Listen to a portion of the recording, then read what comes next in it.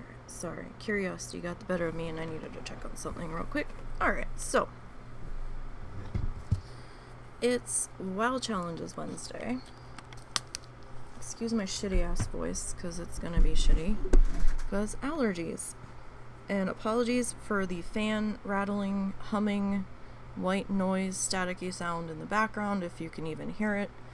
Because, it got fucking hot again. And I think it's currently 96 with a heat index feels like value of 104. And it's a little toasty in our room right now, so that's fun. And just a quick update, I am still working on the speed felt video. Y'all, I hate editing so fucking much. And I realized how much I will just go off on a tangent and talk with my hands for like 10-15 seconds every so often, and I'm trying to edit as much of those out as I can, so it's going a little slow. But I am finally working on that third live stream. I think there was 12 sessions we did on that one, so we're kind of getting there.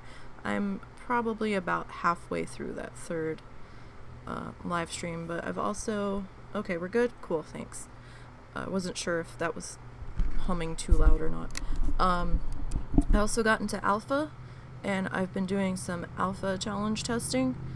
Haven't looked at the Dragonflight stuff just yet. That's next on my list. I was more interested in seeing what happens when you hit the level that talents become available, and what happens, because there had been some talk about them filling some stuff in for you ahead of time, and I was like, oh, what does that mean? And I got to see what that means. It doesn't look like it counts as a point. It looks like it's tied into the spec you choose. So, but I will say, you still don't have to choose a spec. At the moment, it's still in alpha. It's still in alpha. And it feels very much like pre-Legion, before specs were forced on us, where we only have like a couple of spells per class to work with. So, it's interesting. Very interesting. So, we'll see. My next mission is to start looking at the level 60 plus stuff, but I've only been looking at Bloodthirsty at the moment, because, you know, that's my home. We were hoping that some of the others on the test team were going to get alpha access. At the moment, it looks like it's just me and Lita. And Lita's been busy by the looks of it, so, you know. We'll see what happens, but I'm going to take care of Bloodthirsty first, then maybe jump over to Green Man. But that's enough of that for today. Today we're doing Bloodthirsty leveling in retail, in the live stuff. So far we have gotten the Priest, the Paladin. Sorry some of these guys don't have armor on them. I'd taken them off after it had hit 60 and I did screenshots and everything. Some of them still have the armor on though. So we got the Warlock.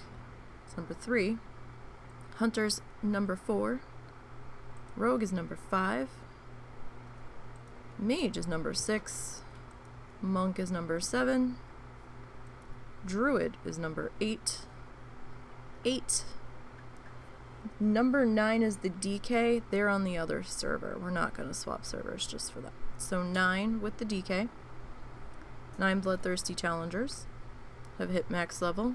9 Bloodthirsty classes, shall we say. Gentle Soul was a pacifist. Down in front was a pacifist. So that brings us down to here. I'm not sure if we'll end up getting now I can't say it. Soul Snuggles. I have to think about it. I have to think about how I'm producing the letters coming out of my mouth on that one, especially today with all of the icky allergies. I don't know if we'll get back to them. I'd kind of like to, but at the same time, I've put myself through so much, I don't even want to anymore. So, we've got 3 on tap for today. 3 bloods. We've got Warrior, Troll Your Soul, Shaman, Tidal Soul, and the Demon Hunter, Soul Glaive. We're going to be hitting up Soul Glaive last. I don't know if we're going to get to Soul Blister today. Probably not, because Winds of Wisdom went away. Sad, sad, sad trombone.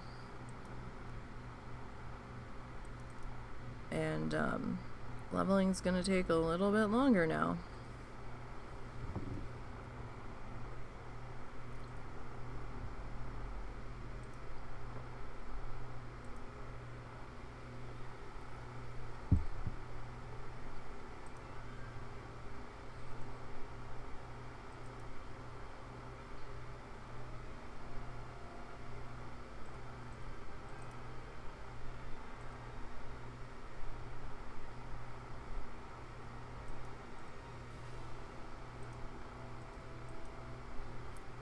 So we'll see how this goes.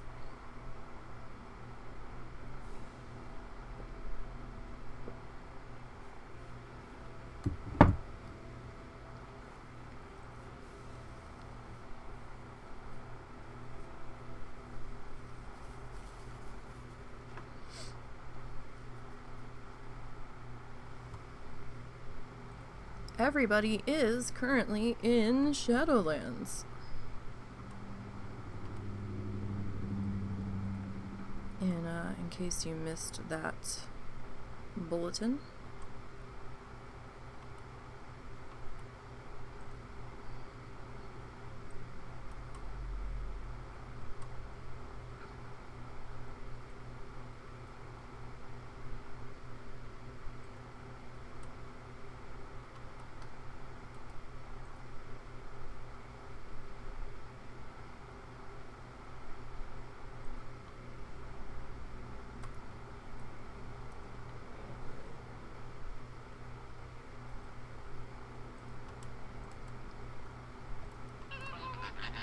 Oh, flamingos. Hi, flamingos. Oh, thank you for the follow. Appreciate that.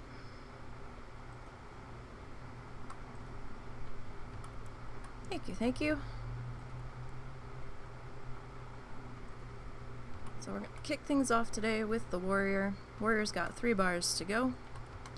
I'm probably not going to go further than 3 bars at the end of the level from here on out, since we'll have more time to work on the warrior and the shaman. This damn moth keeps getting stuck in that rock, so we're going to have to wait till he moves.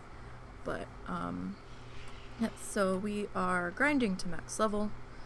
We have 3 classes remaining.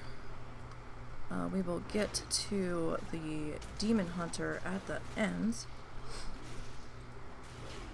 As we do, we like to move towards the highest challenger in the list, getting ever so closer to completing the mission. Ever so closer. This mouse. Your mouse ever start to hit that point where it still works, but you swear you clicked it and didn't do nothing. Mouse is killing me, yo. I've put this mouse through its pieces. Actually, this journey has had a couple of mice on it, I think. Like, I vaguely miss my wireless to a degree, but at the same time, it was a little heavier. It was way heavier than this mouse. This is a wired mouse. And I was always so damn paranoid about the batteries dying mid-combat on a challenger that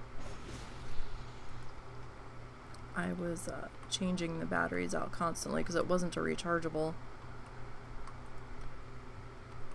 And it was just stressing me out too bad, and I'm like, no, let's just... I've heard of people dying because their mouse's batteries just kicked the bucket on them, so I'm like, yeah, no, we're, can't handle the stresses anymore, so I went back to a wired mouse. Except, this wired mouse, I think, was one of the worst ones I've ever picked up.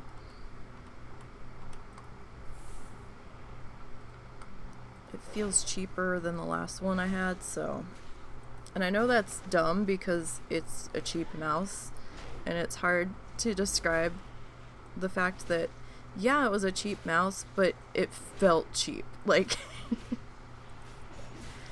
I might be trying to get something else soon-ish. We'll see. I found another wired mouse in the drawer, which might have been the one that this one replaced. I don't know why I held on to it.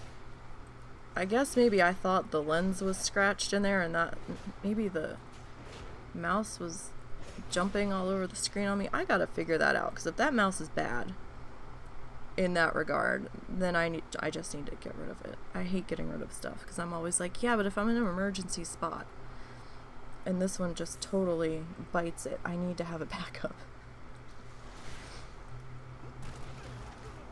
When you're fucking poor as shit and you're afraid to get rid of anything, because even if something's half broken, it'll still be better than the fully broken thing. Oh my word. The struggle is real, you guys. I swear. So this one's been pretty good out here. Granted, we're not going after the mobs that do gore. Excuse me, it's gonna be one of those voice days. It was nice for like 4 or 5 days. It actually got cold in the house. When a couple nights when we went to bed, I was shivering. And I was like, oh, this is awesome. And then the gross heat came back, and now I'm just melting. I went to go to bed last night and I'm like, oh, it's so hot in here. Why? Why?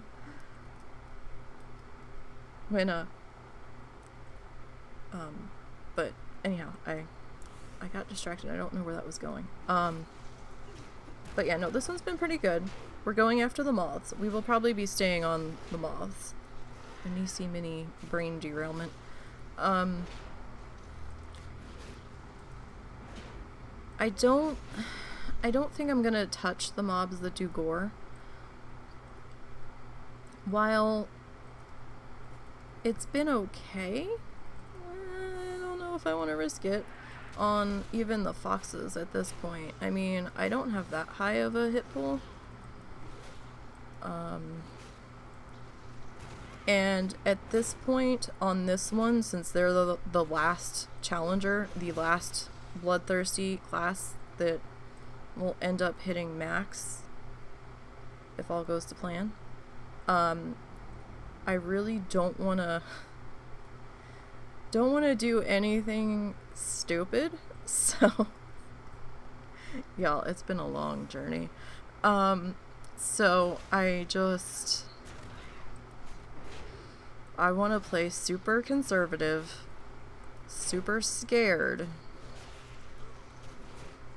and treat this one like it's made of glass, because I don't want anything of my fault happening. I mean, you know, DC happens, that's out of my control. That's always a risk. In fact, I DC'd on this one once out here while I was doing leveling prep the one night. I was super behind. I don't know how I got super behind. Something happened and I had gotten behind. And I was trying to push to get closer to at least halfway. And I think I had 1 or 2 swings left on the mob, and I DC'd, and I was like, oh no. It was the weirdest thing. It was like a WoW DC. It didn't appear to be an internet DC, because I was able to immediately jump back in. There wasn't really much delay. It had just kicked me back to the character selection screen, or not the character selection screen, but like the login screen, and I'm like, what the fuck, WoW? And I got right back in, and my character was standing there and the mob was dead, and I'm like, okay, well, that's something. So we lucked out there, that's for damn sure. I think just as maybe I was taking the last swing and I was watching her take the last swing, I DC'd, and I was like, no. I was like, I swear, if something happened, if anything happens here on out, then that class probably just won't be gotten until maybe Dragonflight, because I don't have time. Hey, Mrs. Rockguru. I don't have time to reroll. It's just not happening. I would have to be constantly on that character, and I would have no rested. And I really don't hate myself that much, so I only do that for potential bloodthirsty contest. I think we only had one bloodthirsty contest, and I did it during that, but that would be the only reason that I would go that hard nonstop would be for a contest purpose on a bloodthirsty, because hot damn, you want the rested, friends. You want the rested, trust me.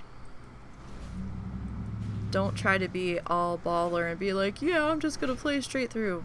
Friends, think about what you're doing. Rested XP is double, okay? Double.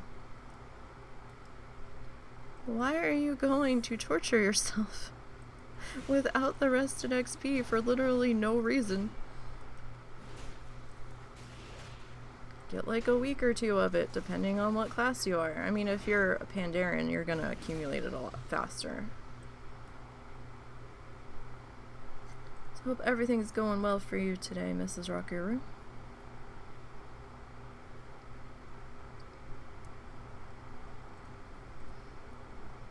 I'll tell you what, I was so over editing last night. I'm like, I don't want to do this anymore. I was just sitting there staring at it, and I'm like, what else can I get into? I feel like I want to do things. I wanted to go work on the flamingo painting. I wanted to go start a new off-stream franchise zoo incorporating the random wheel. I wanted to do everything but the damn editing. And I'm like, no, child. You need to do the editing. It didn't take you this long to get the last one edited. And part of my brain is like, yeah, that's because I didn't realize what I was getting myself into. Now I do, and now I don't want to. I still need to do that yarn prep video.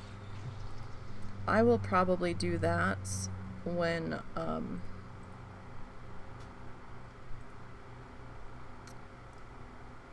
when I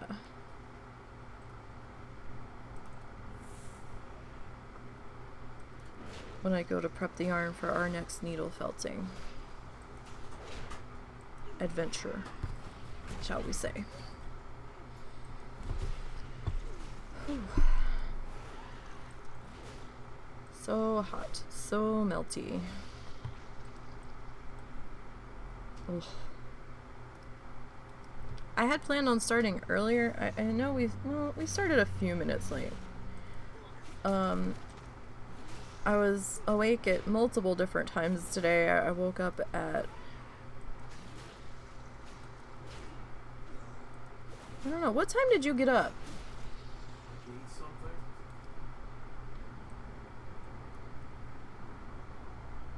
Why are you waking up so early? Damn. I don't know. I woke up at some point and the husband was here.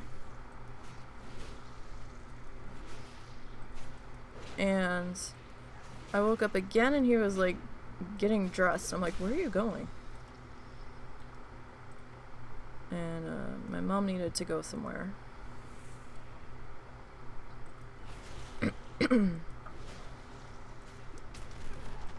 Woke up again and he had gotten back.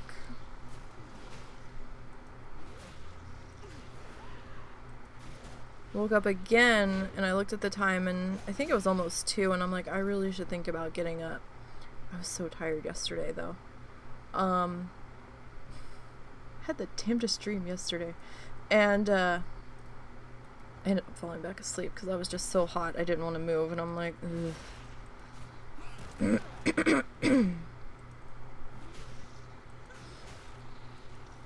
swear it feels like it's 80 some degrees in our room. And that's with the house AC on. This is gross.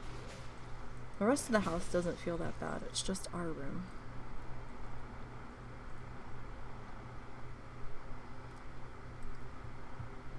But, no, husband was doing his D&D game yesterday. And I was sort of drifting while he was running it. And so, since he has his headphones on, I'm only hearing one side of the conversations. And somehow, whatever was happening translated into the party killing a heffalump and it being flung across the room and, like, slamming into a wall. And I was just standing there looking at it, and I'm like, what the fuck are you people doing? And I'm just like, why did you kill the heffalump? And I was just staring at it, and then I was just like, okay.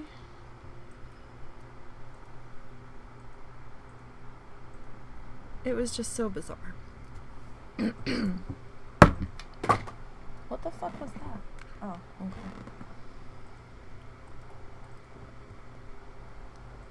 Something fell off my desk, hit me in the leg, and then landed with a thud on the floor.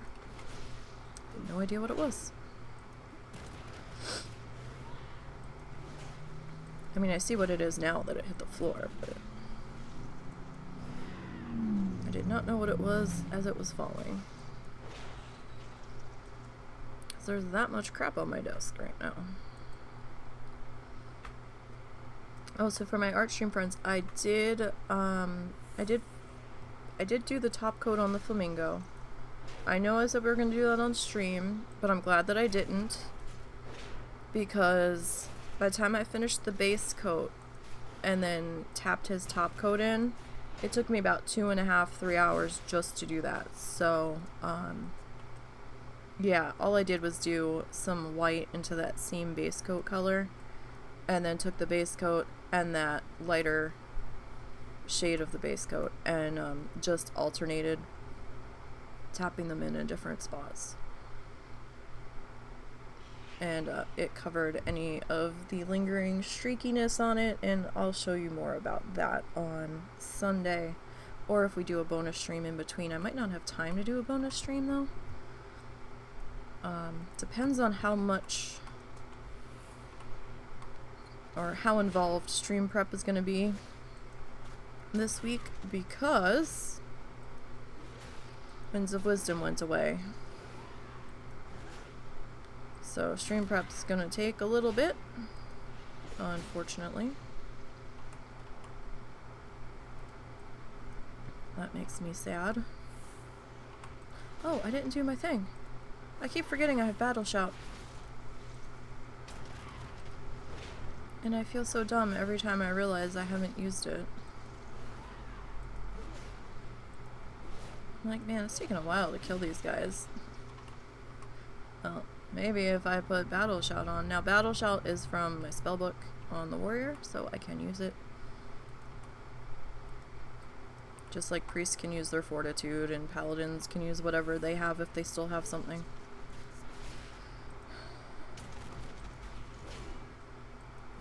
Have another idea for a mixed media piece.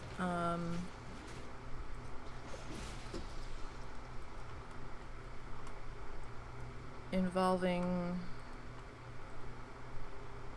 some clay, some needle felting, some paint. So if you all would like to see that, let me know. If not, then I will just mess with it off stream. Either way, I'm going to be doing it once I have a minute.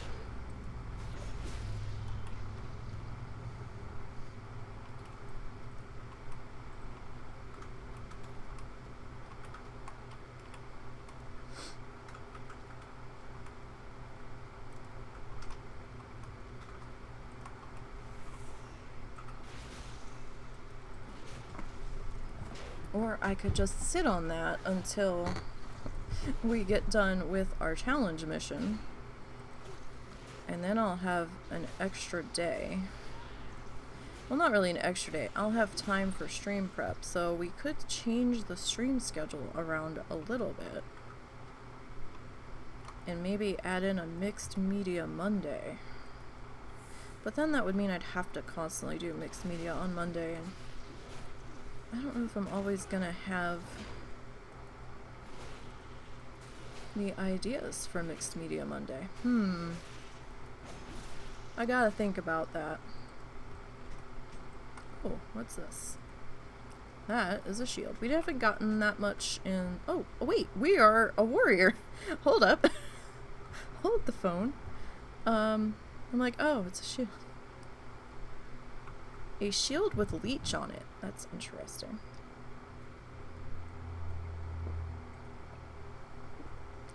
Well, that's what I had on. 190 armor. 11 strength, 19 stamina. Well, that's definitely an increase there. Alright, so we lose the crit. And we lose the haste. And we lose the leech. But we pick up mastery and versatility. What's our mastery do? Increases your chance to block by X%, or 9%. Or at 27% it increases it to 9%. And your chance to critically block, blocking twice the amount, by 26.9. Also increases your attack power. And versatile is gonna be increases damage and healing. Done.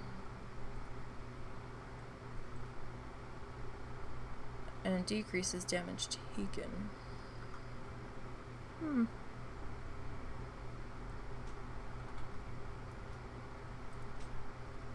I mean, it's definitely a step up in item level.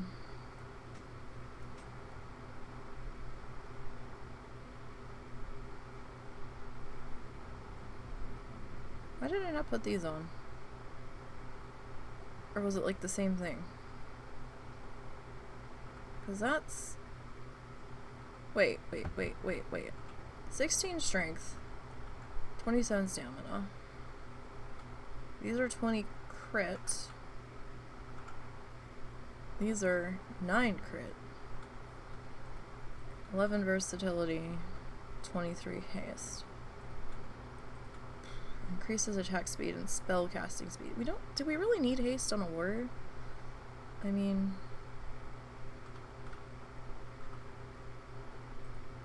On a tank warrior? Wait, these are slowbound. Why are they slowbound?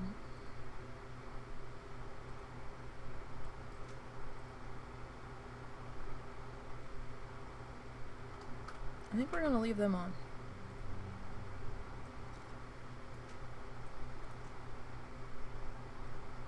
I think so.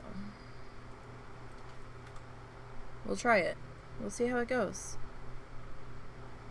We'll see.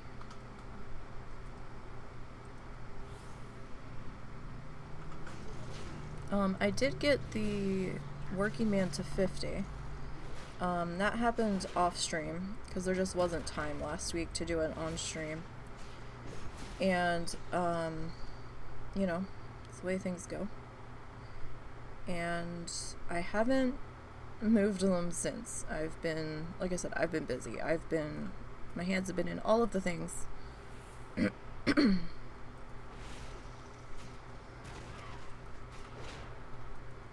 And,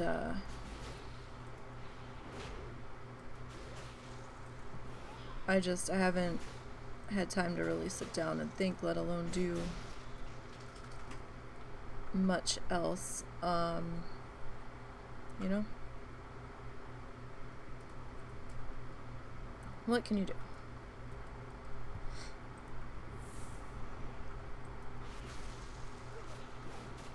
I haven't even really had that much time to stream Minecraft. I did a little bit in Minecraft last night.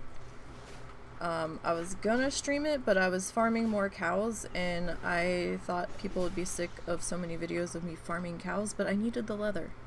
So when you're doing projects on survival, you gotta farm the thing. And you know, I was just kind of sitting there. Plus, I was watching some crime thing on YouTube last night, and I was kind of into watching that. And so I was like, I'm just gonna be sitting here watching the wheat grow anyway, so I can breed my cows. So I'm just not gonna bother tonight. 'Cause by the time I got around to it, it was almost 2 anyway. So I was like, I don't know how long I'm gonna be in here.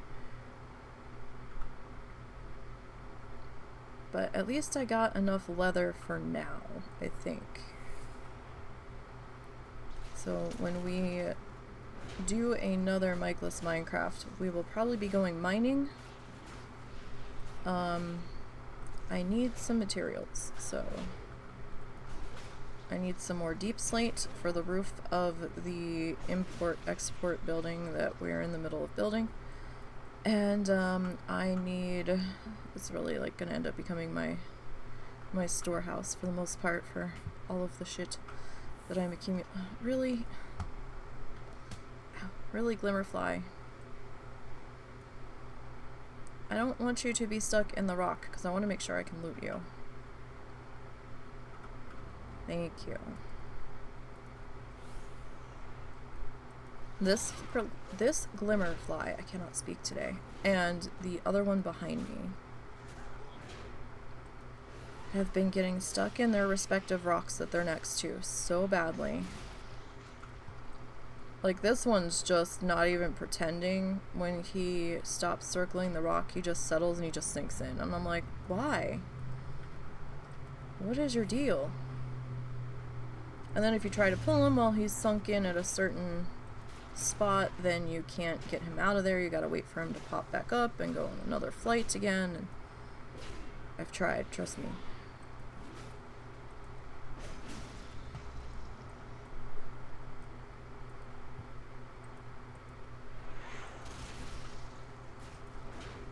It's just a pain. So, if any of you are working on your challengers, I hope things are going okay. Remember, there's no podcast this week.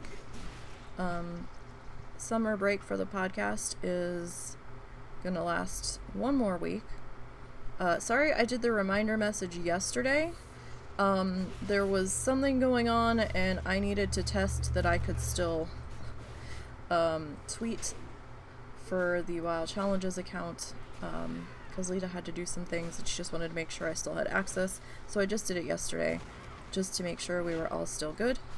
And turned out we were. It let me do what I needed to do, which was fine. So yeah. Like, she wasn't sure if I needed to have certain information, and I'm like, I don't think I ever had that information.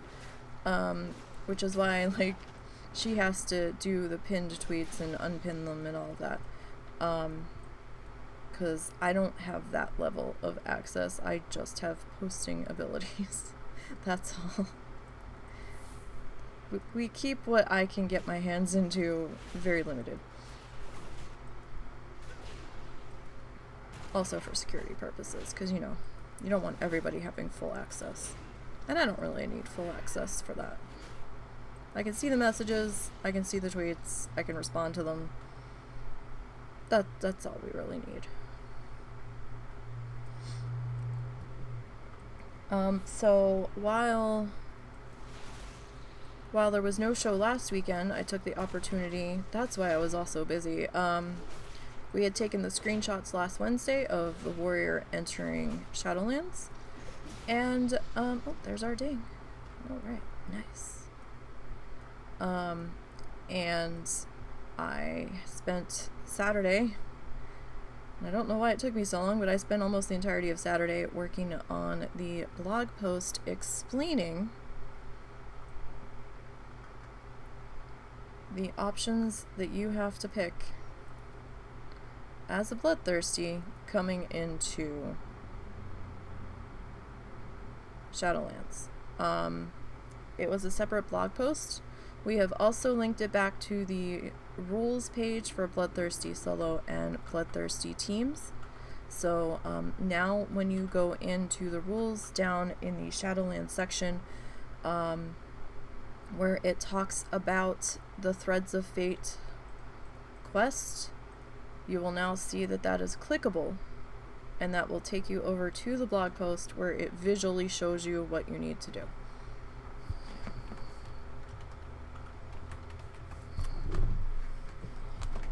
And I know the layout's going to be a little funny compared to how we do other explanations, but centering the photos underneath of their explanation was the best option that I had as I was putting the post together to make it line up with the explanation. Hey, Taco, what happened? You were doing so good. What happened to that character? I still get the Iron Report even though there wasn't a show. So what happened to Taco Mania? What got you? Where were you? I saw that. I saw this character has died on the report, and I was like, no! I was like, are you kidding? What happened? I was like, I'm gonna have to talk to her. What zone were you in? Wild challenges, blood, thirsty, control your soul, rot warrior. Well, remember the T this time. Ding's level 51. 9 levels to go. Wait, it was 51, right? Yeah. 9 levels to go. On this one. Slash played 4 days. 8 hours. 57 minutes. And 3 seconds. This character is going to be the worst because it's the last one. So I'm going to be so antsy and skin crawly trying to get through some of these levels towards the end. I already can feel it. You're at your farming spot and a butthead ran mobs into you when you had a hot combustion and it aggroed them and you didn't even have a chance to... Jesus Christ. Yeah, people like to train mobs out here really bad. They're just like, oh, I'm not killing this. I'm just gonna run through it. And then suddenly they've got like a trail of like 25 mobs behind them and you're like, oh my god, what is happening?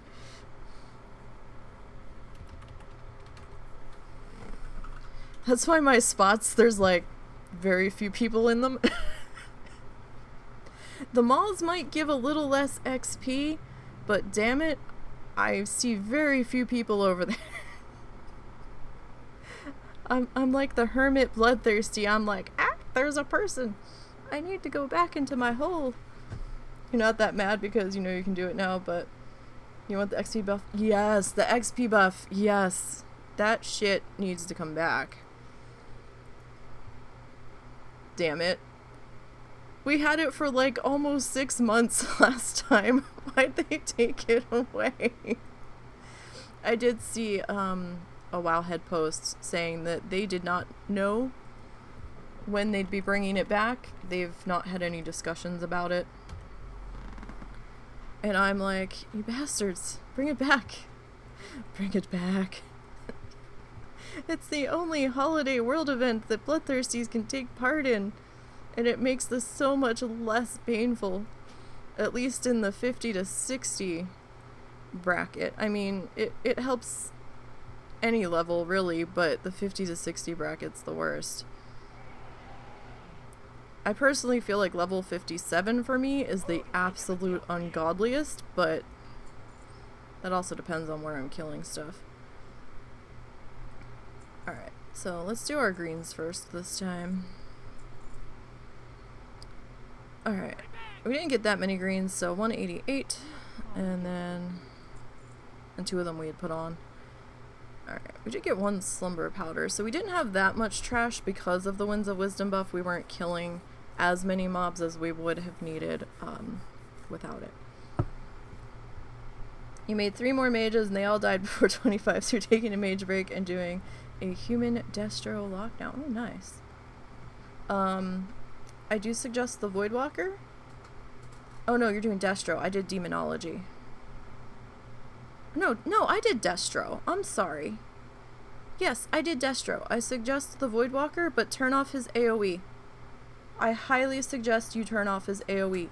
Don't let that be on autocast. That's gonna get you into trouble. Yeah. That AoE's that AoE's bad. that makes all sorts of unwanted things happen. And just watch your pet control. Like, you might need to keep him on a tight leash. I put him on defensive, but they may have fixed it. It's been a while since I've been on a pet class, but at one point defensive was acting like assist, which made no damn sense, because defensive, they're not supposed to do anything until the mob touches you. But I had him on defensive in case I DC'd, and so that he would at least do something until I managed to get back in. But defensive was behaving like assist, where the second you casted something, he took off. So if you're trying to do a ranged delicate pull, just make sure that you're watching your pet management there. Passive, yeah, definitely. We're doing okay. We've got 3 tunes to go altogether before we have one of every class to max as a Bloodthirsty. We do have the DK, but the DK is not on this server. The DK is on the other server. That DK was made before we could have X number per server, or we could have an unlimited per server up to the max number of challengers we can have, or characters we can have. Demon Hunter is currently 59. We'll be getting to them in a little bit. I'm gonna pop on the Shaman next and see what happens with them. I really appreciated the Winds of Wisdom buff on this one, because this one's been a little slow. I mean, it was fun on the Warrior, because then, it just felt like the level was flying by. But on this one, it definitely noticeably helped. We'll see. I know when if everybody gets to max, and we have the full number of, if we have like one of every class, I want to go back and load up everybody and get their kill totals and add them all together just to see. Now, I know the Paladins' kill totals are gonna be obscene because they've been around for a while. Paladin was made back in Warlords, but they also sat for like 6 months to a year before I got back to them, because I was focused on the priest, and then the priest died a horrible 2-shot death from an elite out in Pandaria. But oh look, we're back in the same spot, you guys. Imagine that. The 2 delicate classes right now are in the delicate class killing area. Forgot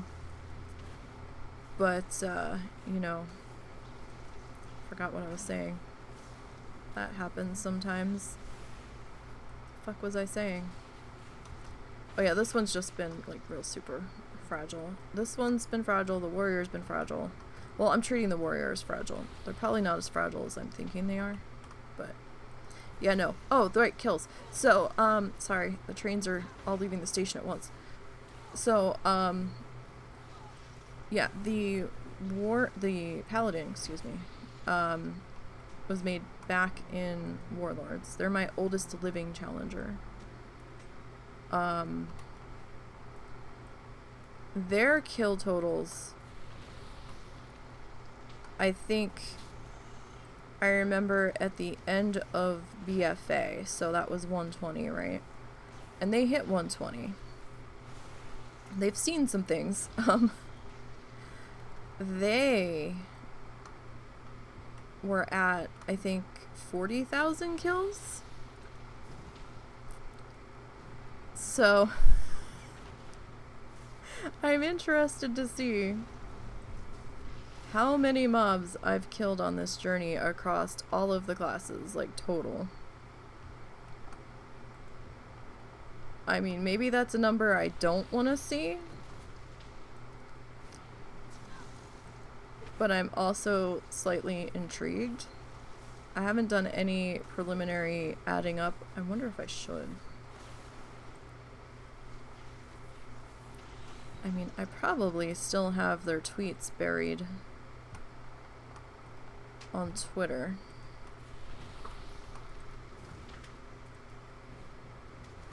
So, maybe. Because, I mean, their kills don't reset between expansions. Aw, 404. Oh, thank you, Loud Vehicle, for joining today's stream. Of all the XP totals to be getting while killing stuff, 404 is not the number I want to see. It could be 402. It could be 403. It could be 405. I just really don't want it to be 404. That's a cursed number, that is.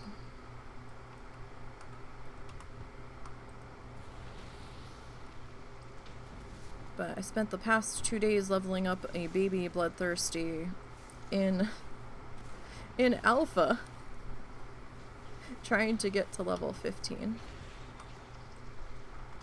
Doing all of the rare hunting ever. And it was interesting. Because I had come across a couple of chests in the zone. Could be an alpha thing. It's very early. And I'm sure most of their energy is being pushed towards, you know, the new stuff. But I noticed that the 3 or 4 chests I looted hadn't respawned over the course of 2 days when I was out there. Never saw them again. And I never saw another player out in the areas I was at. So, gives me pause and gives me thoughts. And I'm super surprised I didn't see them, because they were like chests in Loch Modan. Maybe they don't respawn anymore because they're low level, but I really thought they did, unless they've got such a long respawn timer. I mean, could they be like a week-long respawn? I don't know. I think 2 of them were silver-bound chests, and another one was like a dark iron chest or something. Didn't see them again. Now, I haven't had the chance to pop in there today. I probably won't be popping in there today. I'm gonna have to keep an eye on the weather, because there's talk of some thunderstorms moving in tonight, or some rain. If it's just rain, then I don't care. I'll play. Rain's not a problem. It's the thunder and the lightning that's the problem. We don't want any accidental power outages happening. Our power doesn't normally go out, but there's been times where we've flickered and, you know, a transformer has blown and stuff, so...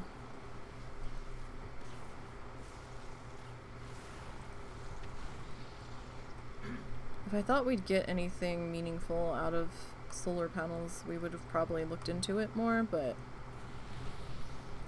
with the shape of our roof, we're not going to be able to get many up there. And we've already had some issues with parts of the roof anyway, because it's flat in a couple areas, and it's like, yeah, let's... Probably not a good idea.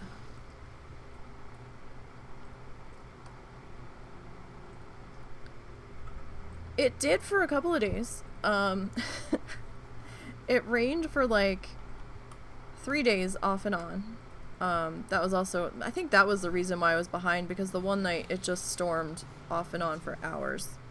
And by the time the storms moved out, it was like going on 3 a.m. And I'm like, yeah, I'm not going to start a challenge, working on a challenger now. That's why I was behind. But it was really kind of creepy, because we went from like melting and sticking to our desk chairs to where it was just so unsufferably hot in here, to shivering when we went to bed. And I was like, I had like a sheet and a fuzzy fleece blanket, and I was still cold, and I was trying to figure out if I could double up the blanket and still get anything out of it to cover me.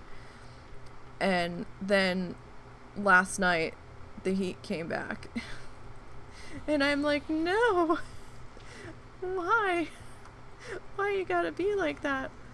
And so the weather, one of the local weather dudes is like, so since we had rain after everything had dried out and was crunchy, it's put more moisture back in the air, so we're probably gonna have more rain, but that also means that there's humidity now to be drawn from, and it's gonna get stupid sticky hot again. And I'm like, no, take you and your blasphemous mouth outside.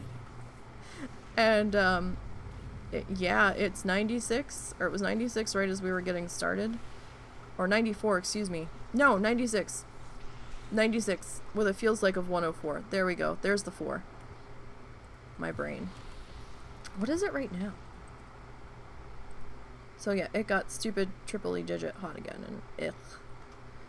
Okay, so it's currently 96 with a feels like of 105. I'm actually surprised they didn't put a heat advisory up. They didn't. I kind of thought they would. Arkansas board rejects recreational marijuana initiative. Of course they do. Of course they do.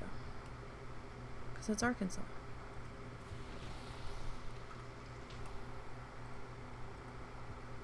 Because it's... oh, it's a person. Hello. Hello. Why are you here? Void elf.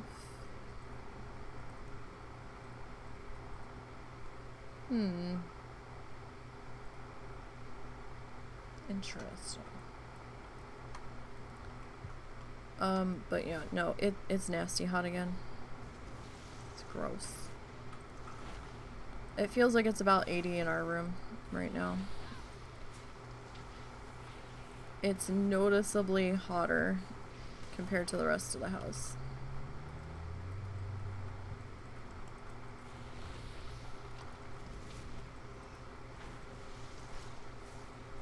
I don't know if it's because we're on the corner. You know, the other room never used to get quite this hot, but I think it's because the other room has shade on the one side of it because of the carport. This room doesn't. So this room's kind of on the opposite corner of of the side of the house that the carport was on, in the room that we used to be in. And this one just seems to get sun beating down on the side of it all fucking day. So it doesn't really start to cool down till like maybe 9 or 10. If we're lucky.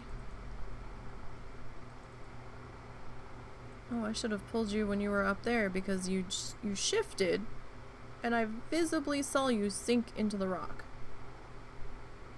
Really, buddy?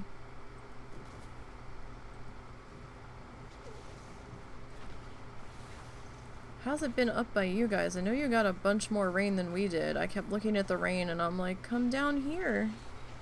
We need it. We're in icky, icky drought conditions. Send some of that rain south, please.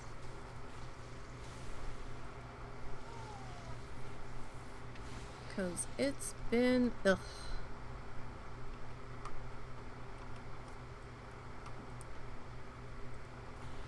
A couple of towns went on, or a couple of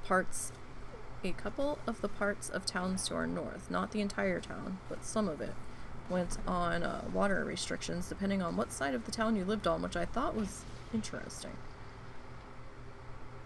Raining all day. It was 96 with 105 real feel yesterday at 70. Oh, 78. Send that down here. I'll take 78.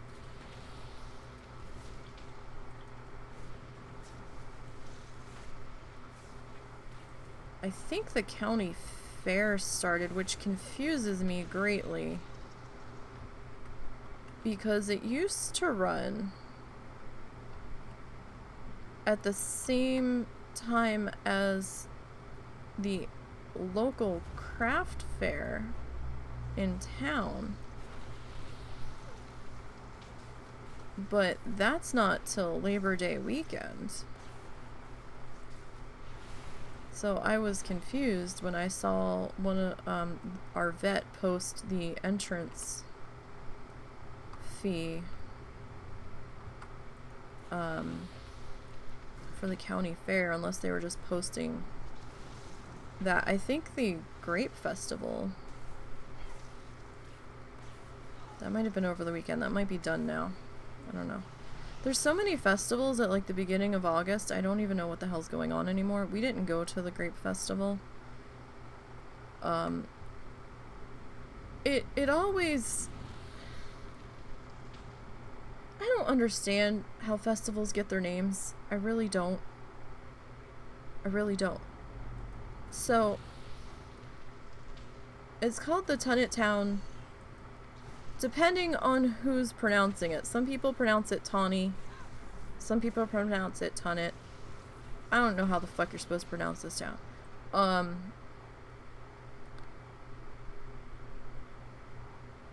But I think their grape festival was over the weekend. I don't know if it's completely done. I don't know how long it goes for. They call it the grape festival, but everybody raves about the spaghetti dinner they do. And I'm like, then why isn't it like the tomato festival or something? Why is it the grape festival? How do grapes factor into this festival? Are they selling wine? Is it like wineries that are part of this?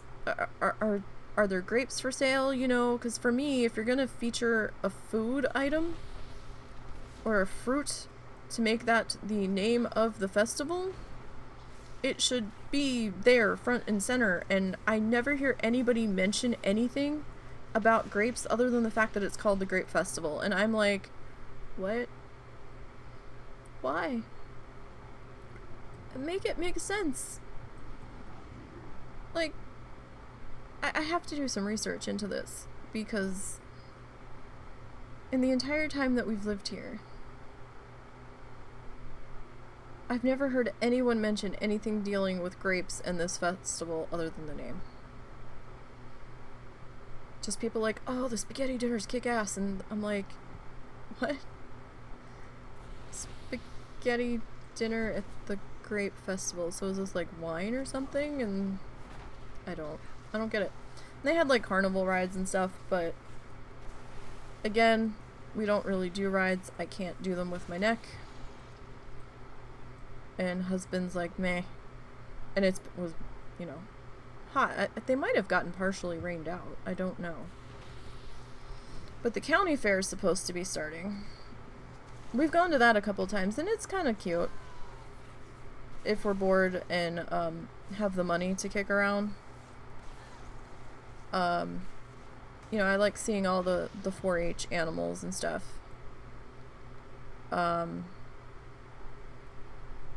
I've wanted to see the pig racing, but we haven't been able to be there when it's happening, because I think they usually do that on the weekend or later at night, and we've always long since packed it in.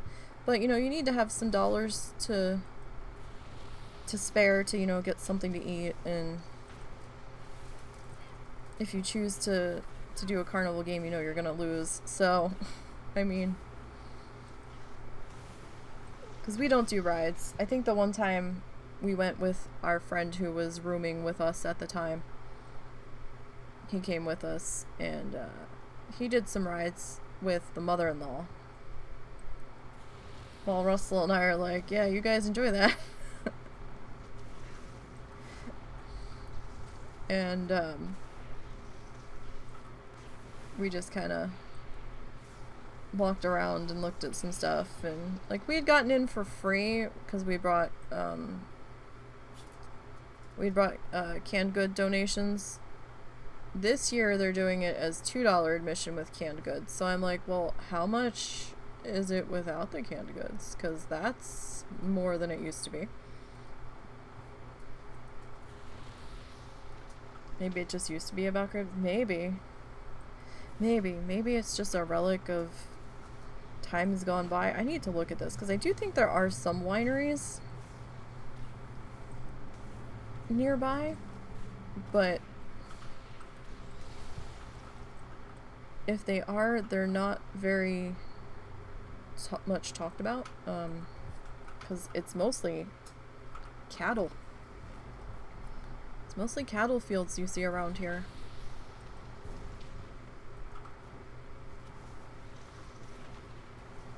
If you drive for like a half hour in any direction, you're gonna see hay fields and cattle.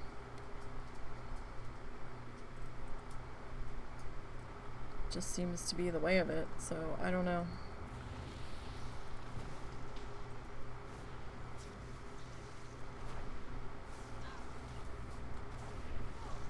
There's a big ass cattle farm as you're coming into town.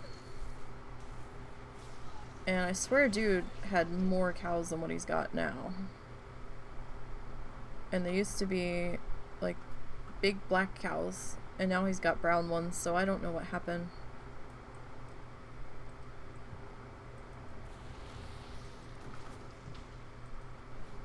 Though I will say, I haven't heard the coyotes in maybe 2 months. I wonder if when the drought conditions started, they moved. Or I've just not been catching them.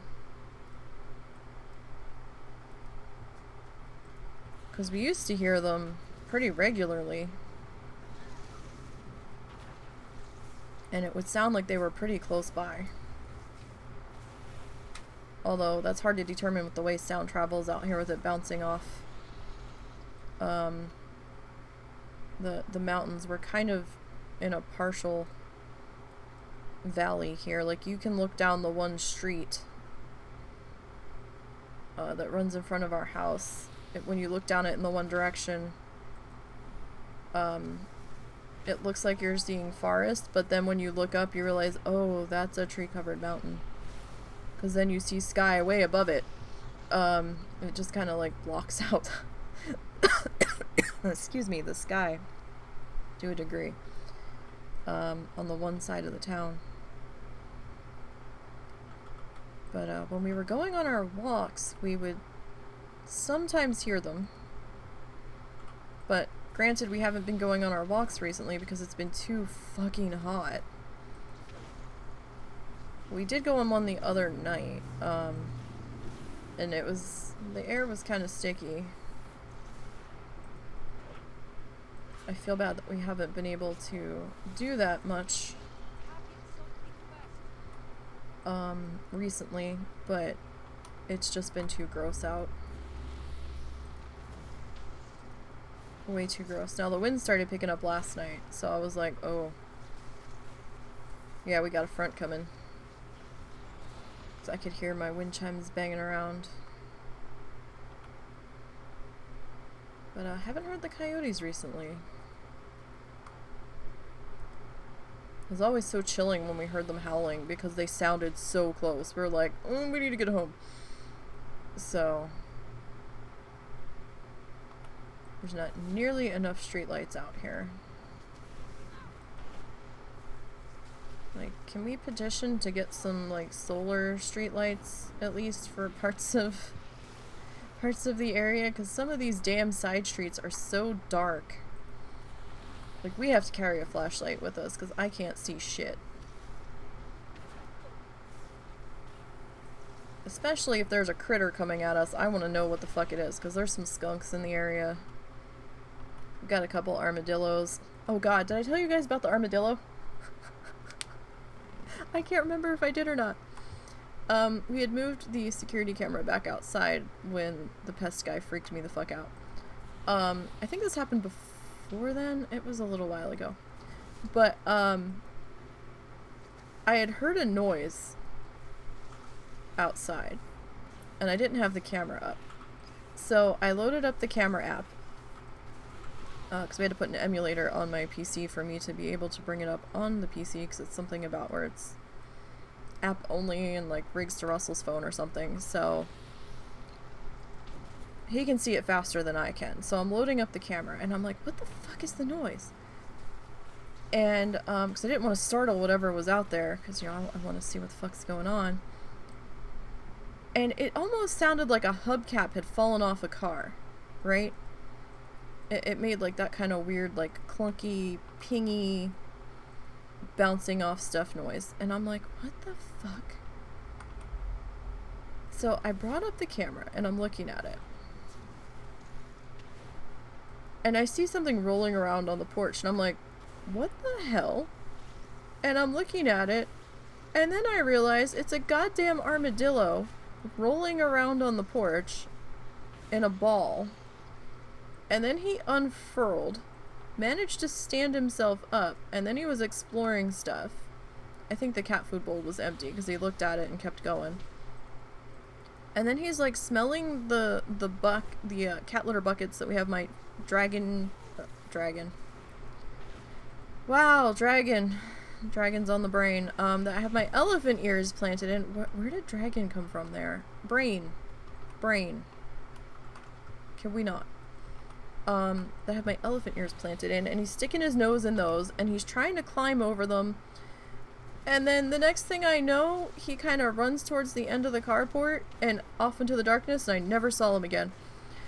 So I went back and looked at the events, because we have the camera set up to, since we're on a free version of this app, it'll only record like 30-second increments, if the notification area pings that something entered it.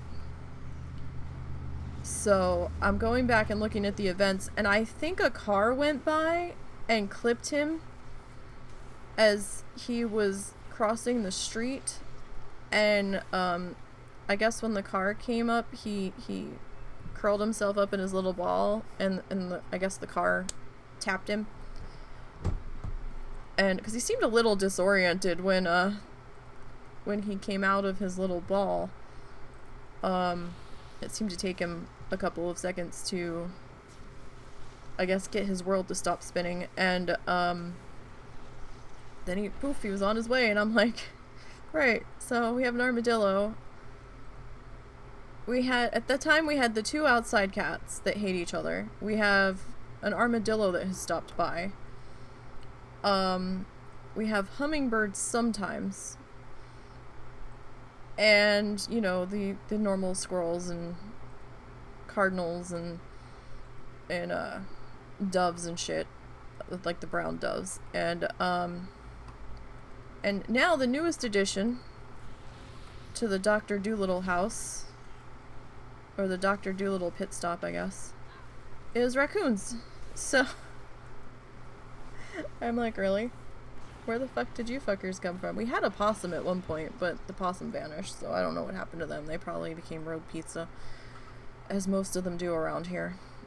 But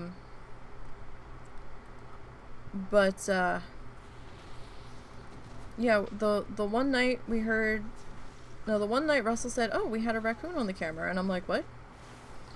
And it was one skinny raccoon by himself, or herself.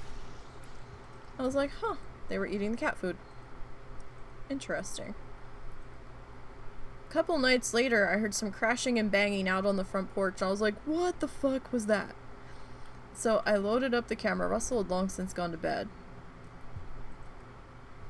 This shit only happens when I'm the only one awake, I swear.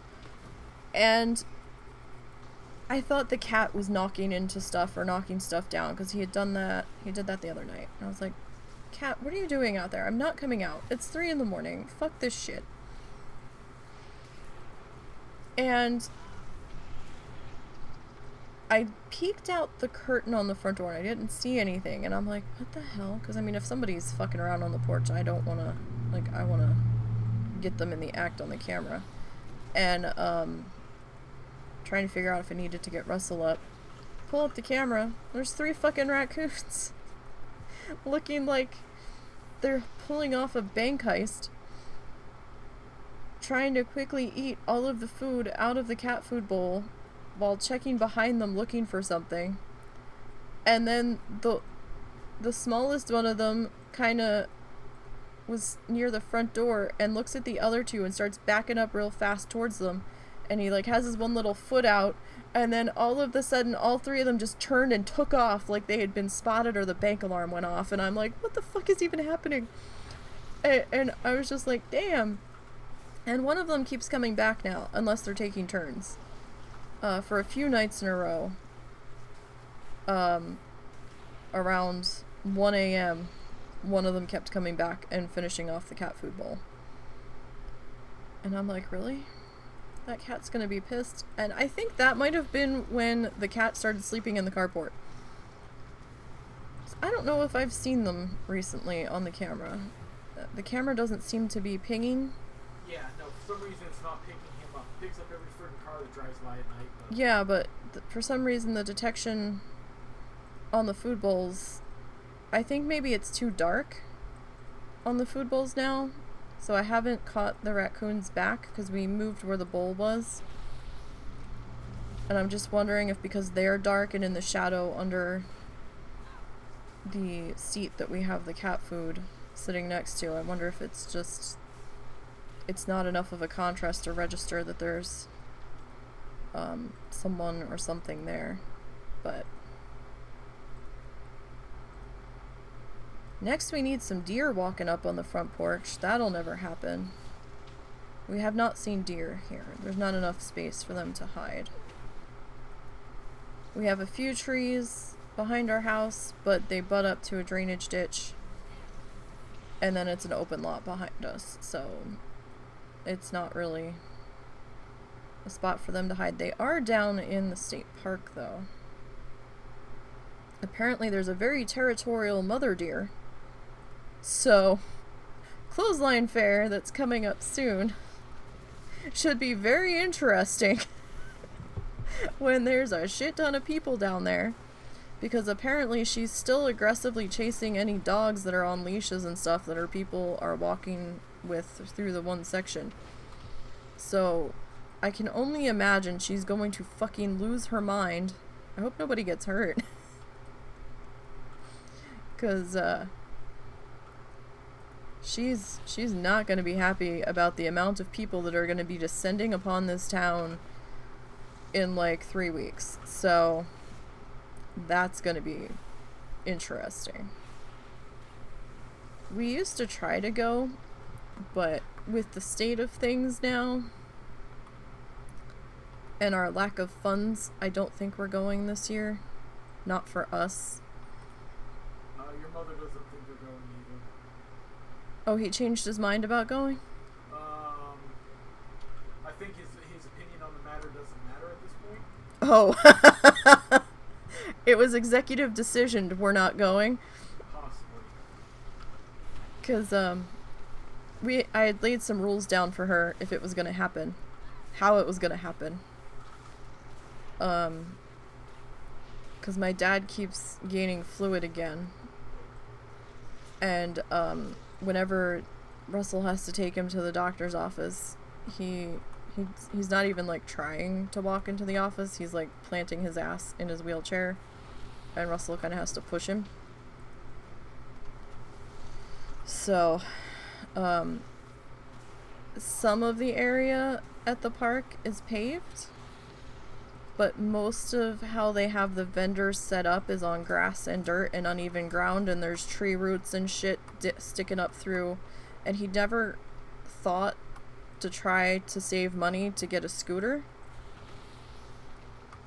that could handle that kind of ground. And that's a lot of unevenness to be trying to push a wheelchair through with someone that's...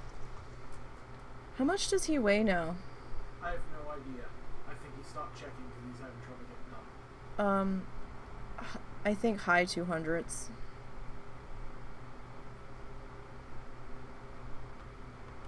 Minimum.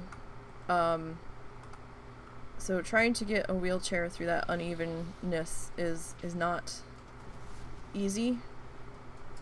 We did it the 1 year, but we had to really lean into it, and he got stuck a couple of times, and it's very difficult to maneuver a wheelchair through there because it's packed.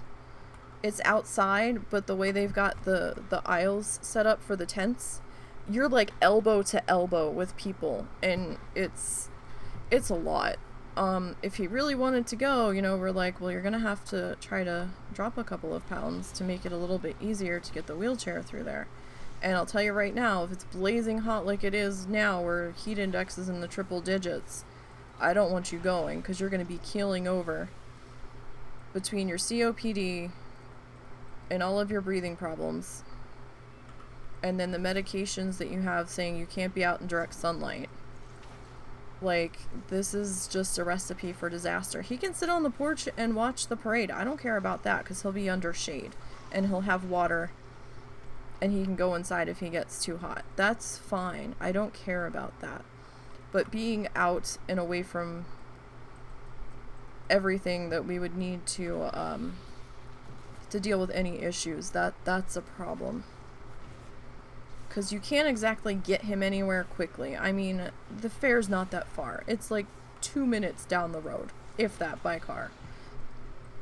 But parking's a bitch, so we'd have to try to get the car quickly out of the parking lot, which isn't a quick matter, depending on where you've parked. We'd have to pay to park, because while there is a sidewalk to wheel him down, my mom can't do that walk. I know that. And getting him anywhere or anything done quickly doesn't happen. It just doesn't. So it just feels like it's going to be a recipe for disaster. Plus, I told him with how tightly packed in everybody is, he would have to have a mask on even though it's outside, because he's extremely high risk. And people are being silly around here, so as tight as it is, you might as well be inside. Damn it, this one's been evading lately too. So he's a hot mess on a good day, and I don't want to add to it, because it's the thing is, it's not like he wants to go to look at stuff to buy. It's not like he's, like, looking for something, or...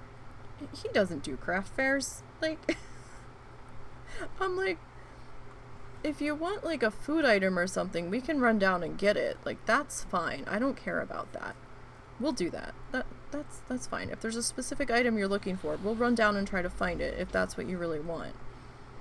But he doesn't get any joy out of going to browse, so I don't know why he wanted to go. Like, the last time he was mad when I told him we weren't going,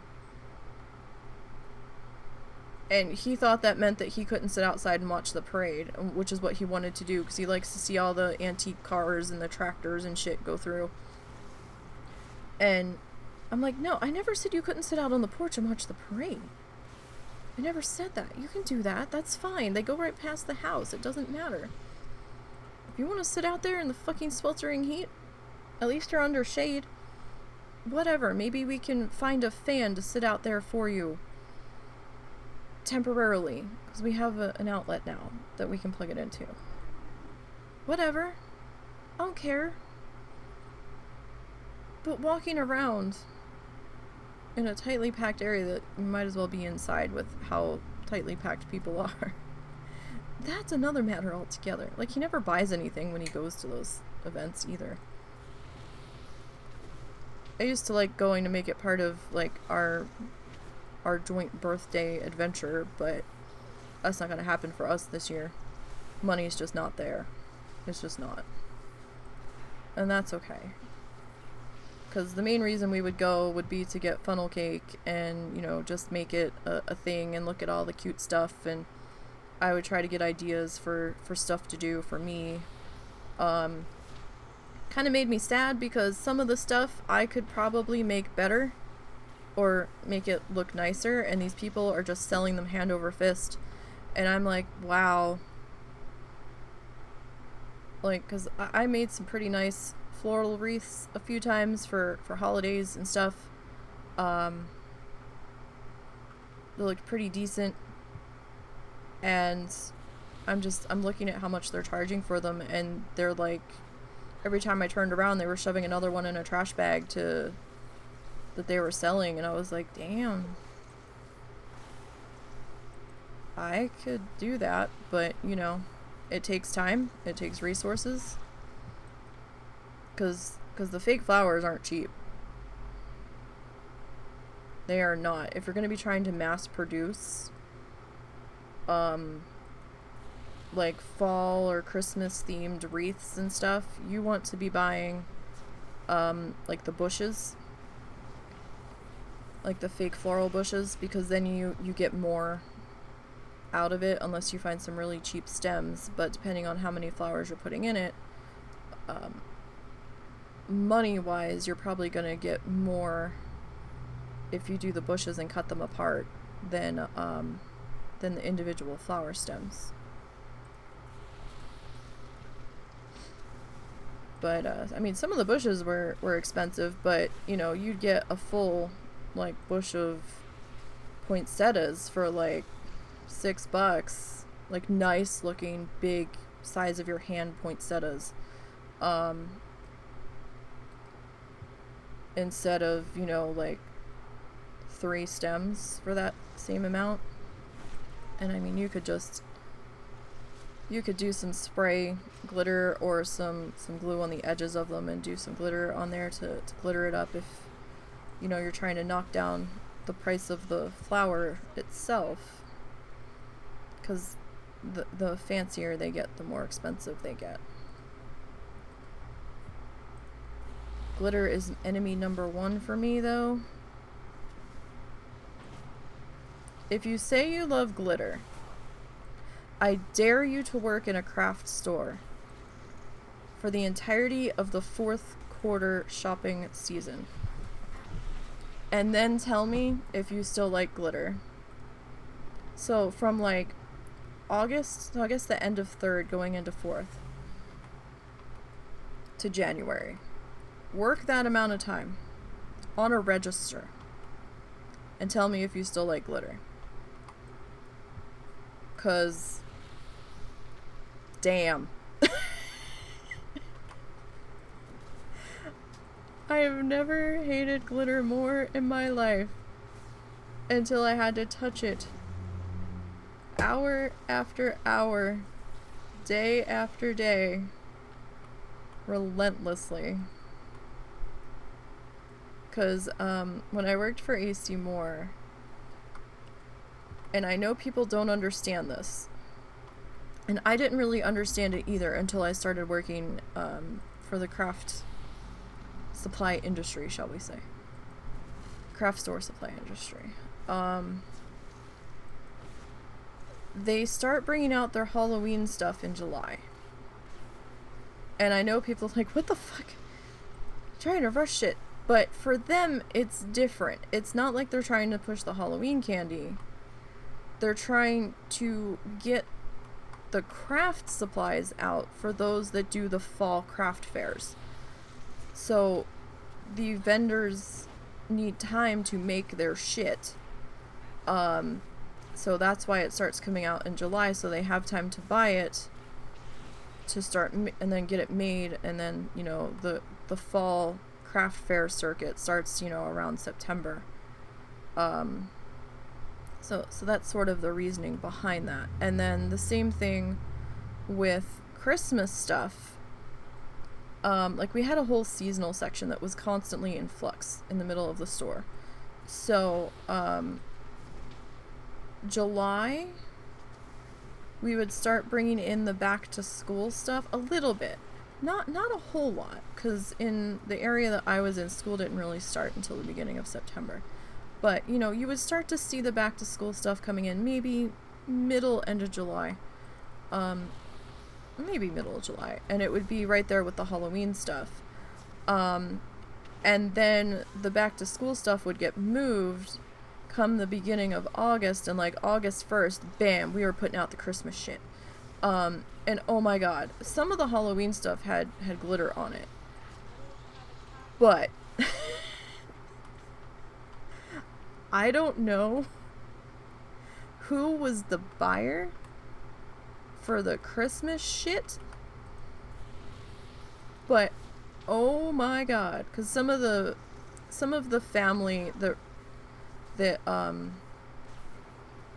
some of the family members of the owner were also working like in the main warehouse, the main office. Some of them were buyers that were going over to China and things pretty regularly, looking for new merchandise to purchase in bulk for the store chain and things. I don't know who it was, but they loved fucking glitter, because every single thing was just coated. And I'm not talking the chunky glitter, okay? The chunky glitter, you know, you can scrape off with your fingernail if it gets on your face. Oh no. I'm talking the diamond dust, fine, like sugar sand fucking glitter that's like microscopic, okay? Like maybe the kind that you would see in fucking eyeshadow or something, except it covered everything. There was all kinds of flower stems where nothing but the front of it was glitter. Glitter on the edges, glitter in the middle, the entire thing, glitter, glitter, glitter. And oh, here's some ornaments. These ornaments, yeah, they're covered in this powdery fine glitter, every square inch of it. And I was just like, oh my.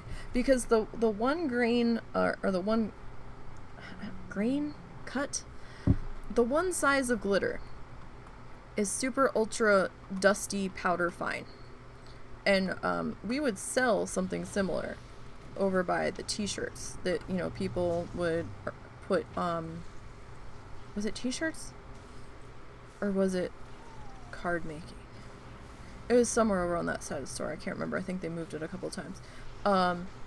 Where it was clear, kind of iridescent-y, but if you put it over a colored surface, it kind of took on that color. So I actually used this a few times when I was making Christmas ornaments and things for the house, just so I didn't have to buy 1,500 different shades of glitter. Where and this glitter wasn't cheap. This was like almost $4 a tube, and you didn't get a whole lot of it. So I tried to make sure it counted. Where it would just sparkle and the color would shine through from the bottom, and it looked like you had 5 different shades of glitter on there, but you know, it was pretty. But then when I started working with it every day, I wouldn't even realize the glitter was so fine I couldn't see it on me. But towards the end of the night, when things had slowed down, I'd be standing in the little customer service cubicle as we were starting to get returns sent back to the departments they had to go to, and starting to clean up and sweep out the registers and things. I would stand there in the light and shake out my shirt. Like, I'd grab the bottom hem of my shirt and just shake it, right? It was just a dust storm, waterfall, avalanche of glitter just falling out of my shirt every night. I was like, are you kidding me? There was that much glitter in my shirt? Like, it was gross. I'd come home, there'd be glitter on my furniture. There'd be glitter on my bed. I'd have glitter on my face near my eyes that I couldn't even see. Like, Russell was like, hold still. I'm like, what? He's like, you've got glitter near your eye. And I'm like, what? And it was so fine, you couldn't really grab it. You had to, like, wet a paper towel or something to try to get it off. It was god-awful. Like, I'd come home and there'd be a trail of glitter following me. I'm like, ugh, really? And the worst was when it got in my hair. Like, I could shake my hair out and just glitter falling out of that too. And I'm like, no. No more glitter. We have like one box of glitter in this house, and it kills me when I use it because I'm just like, oh, it's everywhere. So I try not to use it too much, but my god, Jim, it's everywhere. And I didn't really think about my distaste for glitter until I had to touch it every day. There would be a puddle of glitter under me that I'd have to sweep up. It was awful. Absolutely awful.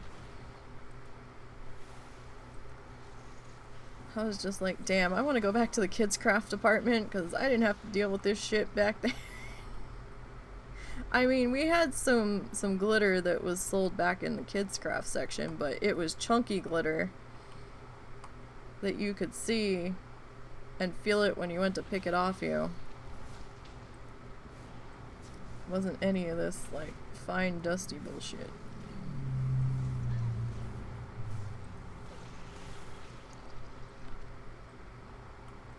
I'll never forget the day that I was in the middle of resetting. There was a plastic animal display that we had. And, the store manager wanted it to be all super neat and organized, and so we were customizing. He's like, so we're gonna put dividers in, and I'm like, how? Like, have you seen this display? It's hard acrylic plastic, right? It's like little cubby bins and stuff. Some of the animals were bigger, like bigger dinosaurs and stuff. And they were pricey too, some of them. And then there'd be like the little baby ones or like the size of your thumb and stuff. And he's like, well, we're gonna put dividers in so that way we can keep them organized and separate. And I just kind of looked at him and I'm like, yeah, how? And he's like, so we have these plastic shelf lips that keep stuff from sliding off the shelves, like shelf edging. And he's like, we're gonna take those and we're gonna cut them to the length that we need to fit in the display, and we're gonna take foam mounting tape and we're gonna use that to hold them in place. And I just kind of looked at him, I'm like, uh-huh. And who's gonna do this cutting? And he kind of looked at me, and I'm like, uh-huh. Right. So then he got the classroom coordinators to help in. Now, the classroom coordinators also did the display boards for merchandise throughout the store to give people ideas of what they could do with this shit. I'll tell you what, I don't remember what the fuck they were using to cut that plastic with, but the smell was horrid. It smelled like that orange powder stuff from grade school when someone was ill.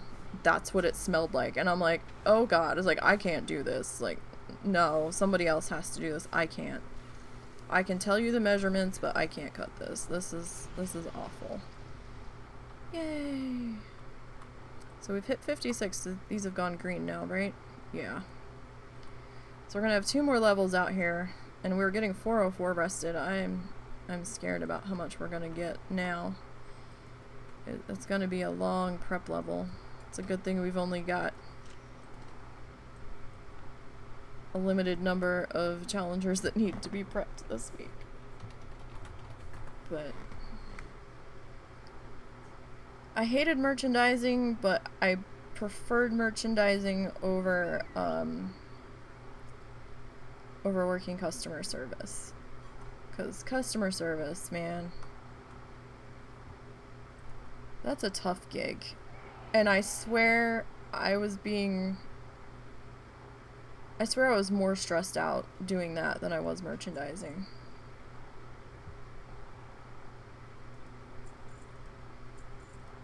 Like, all of the management wanted everything now up front, and why didn't you do this? Why didn't you do that? It's like, because everything's burning to the ground and I'm only one person, so, you know, get your stick out of your ass and get me more help if you want everything done right now. Is what it came down to some days.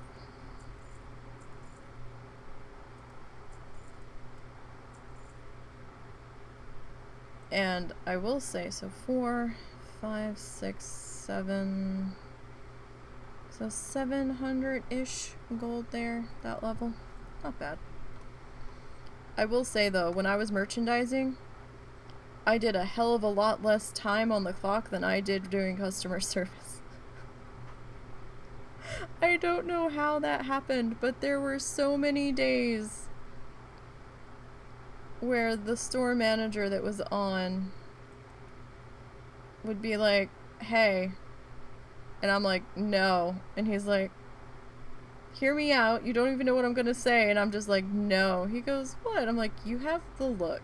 Oh shit, we didn't do the, damn it.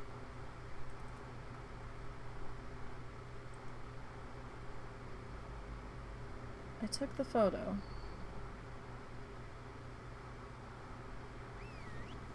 And then I didn't do the thing.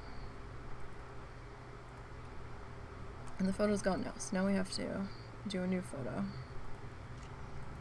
That's fine. And I'm just like, no. And they're like, you don't even know what I'm saying. I'm like, no. I know what you're gonna say. You have the look. I have plans. I have never done so many 14-hour days merchandising as I did working front end, and that was fucking brutal. Because it was non-stop, and then trying to make sure that breaks are getting done, and the kids are taking their breaks to keep us in compliance, and making sure they've been out for enough time, and then me barely getting my break in. And I'm like, oh god, no. It's like, yeah, am I gonna get my dinner? 'Cause, you know, 14 hours, I get another half hour off the clock, guys. Sorry, I know you don't want to hear it, but I need to eat before I pass out. Because the last time I ate was like at 1, and it's 6:30. I need to eat. WoW challenges. Blood. Thirsty. Title soul. Like, I will give you some... I will take one for the team and not do my full 15. I just want to go pee later, but I need my half hour, okay? I gotta sit down, I gotta shove something in my face for just a minute. Wild challenges, bloodthirsty, title soul, resto shaman, dings level 56, right? That's what we dinged? Yes. Got a slash played time of 7 days, 44 minutes, 28 seconds. And then the one day I stayed because the manager was on his fucking knees begging me at the front of the store in the customer service cubicle in front of everyone. And the next morning, the office manager comes storming in a crazed rage, screaming at me that I had to be out as soon as I was done the office because we couldn't have overtime this week.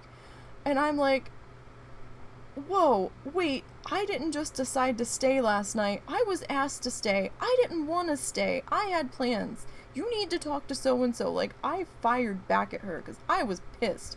don't come in here screaming at me about that we couldn't have overtime this week and you know, about me staying and working an open to close, because my open started at 6:30 in the morning and I had been in at 7 that morning and I was pissed. I'm like, look, god damn it, I didn't get home till like fucking 11 o'clock last night. Don't be coming in here bitching me about no overtime when I didn't want to stay to begin with. I was asked to, begged to. I'm tired. This is the last thing I wanted to do yesterday. And she's like, I know he asked you to stay. I'm like, then why are you yelling at me? What the fuck? I was like, I can leave now if you want to finish this. And she's like, no, just make sure you're out by this time. And I'm like, okay.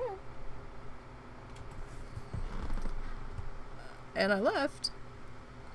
I clocked out and I was walking past the front end and I'm like, bye to the one assistant manager that was running the front end, because my coworker on front end no called, no showed.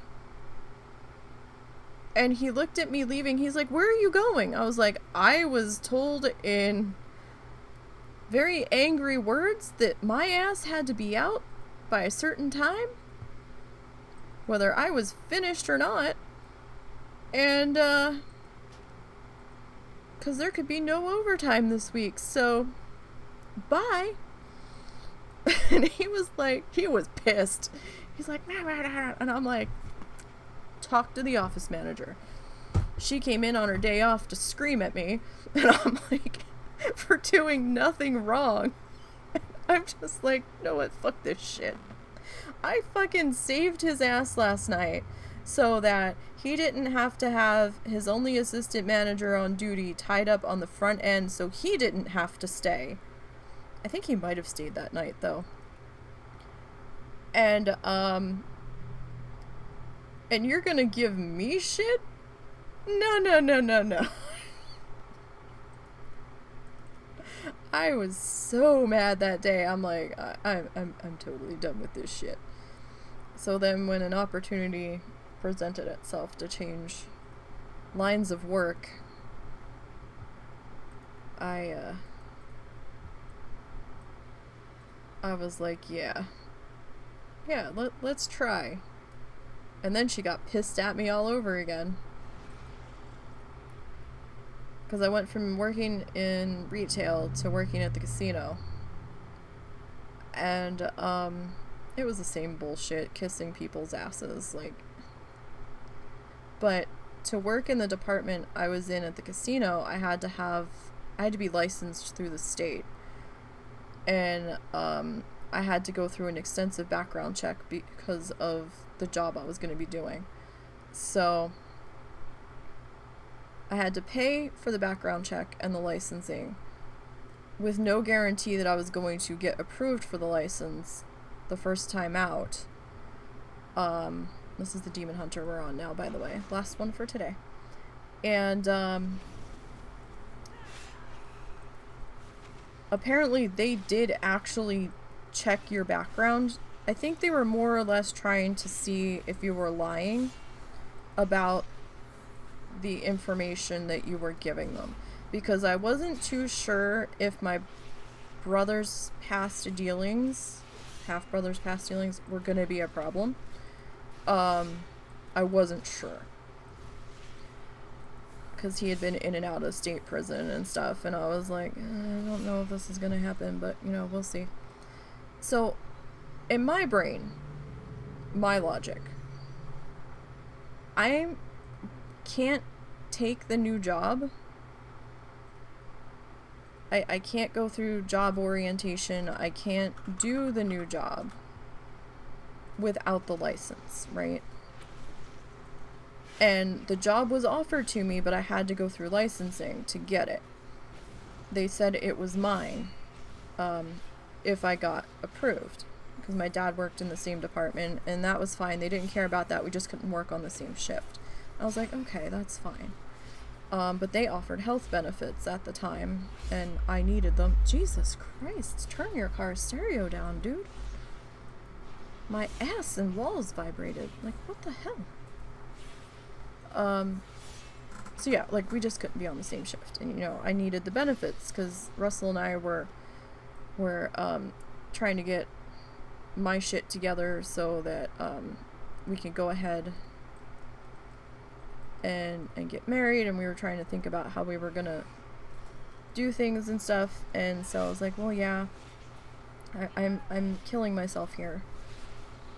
We don't get to see each other with the work schedule that I'm running now, because he was kind of, his schedule was never set, mine sort of was, so it was always kind of, we might see each other that day before we, you know, pass out. Like, we would see each other maybe 15-20 minutes before we fell asleep or something. We were constantly passing each other, because he was still working for Best Buy at the time, but he had enough of their bullshit too, so he ended up applying at the casino. But anyway, I went through this huge book of information they wanted from me. Like, I think in the end it ended up being like 30 pages full of shit. And they actually checked my work history, and they called the craft store and were asking questions from the office manager. I didn't know that they were going to do that, because, you know, some people, when they ask about work history, they don't actually check into it. Well, oh my god, you would have thought that I had stolen money from the store. The second she saw me, I might as well have just been fired right then and there. She was fucking livid. And, like, you could almost see sparks coming off of her. She was so pissed. And she's like, why didn't you tell me you were looking for another job? And I'm like, what?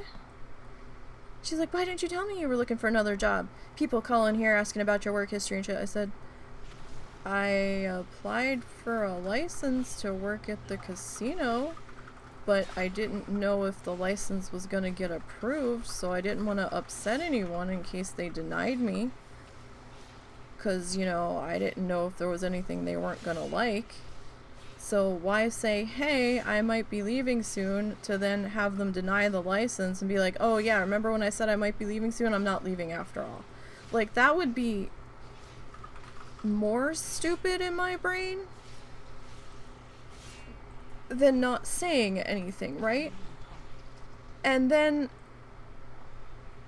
at the same time, like, the other people that were in the break room when she was like fucking leaning into me, they were like looking at me, and I'm just like, I think I muttered under my breath after she walked away, and I'm like, well, gee, is this the kind of treatment I was gonna get if I had told you sooner?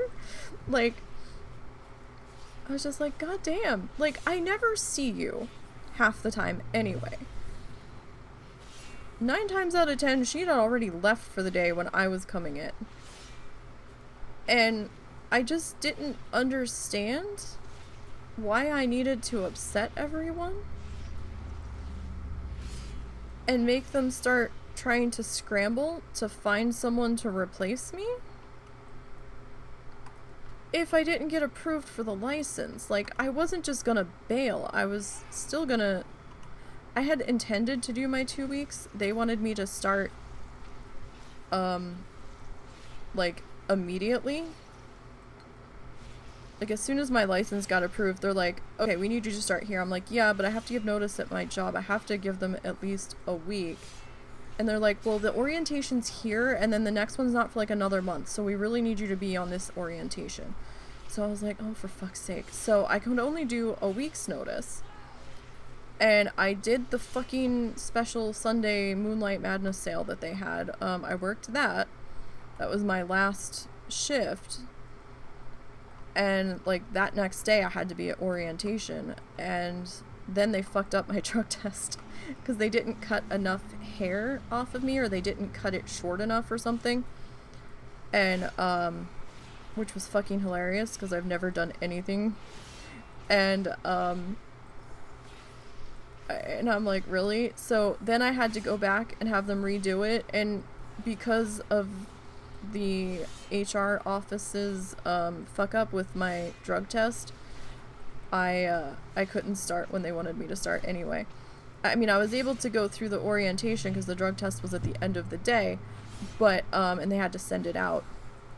But I couldn't start the day they wanted me to anyhow, like physically be training inside the casino building until they got that back. So then I still had another week, so I could have still done my 2 weeks notice and just told them that, yeah, I can't work that Monday.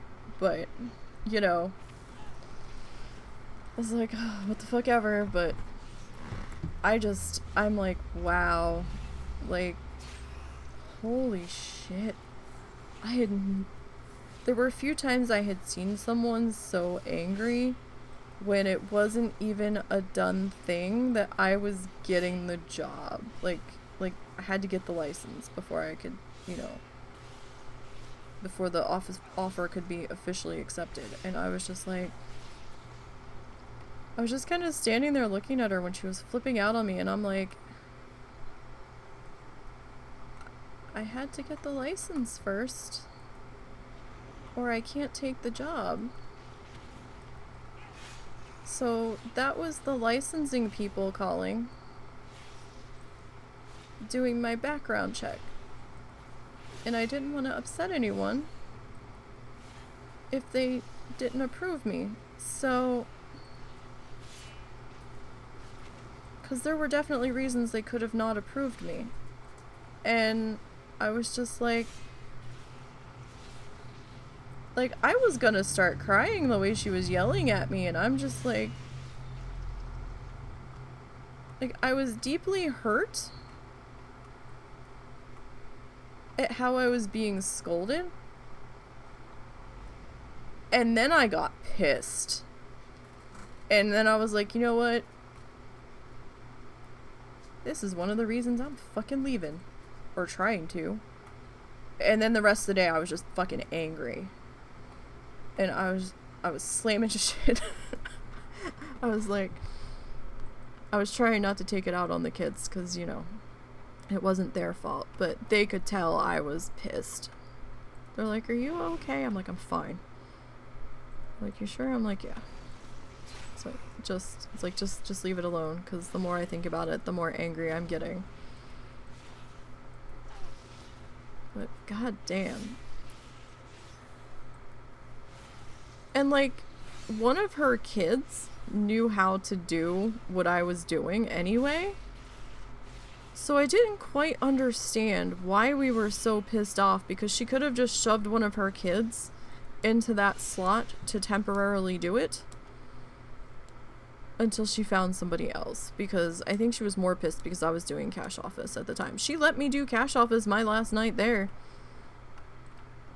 I was surprised. I didn't think she would let me, but she did. Probably because she had to come in and work the sale that night, because that sale never went smoothly. There was always something wrong during it, or something didn't load right, or, you know.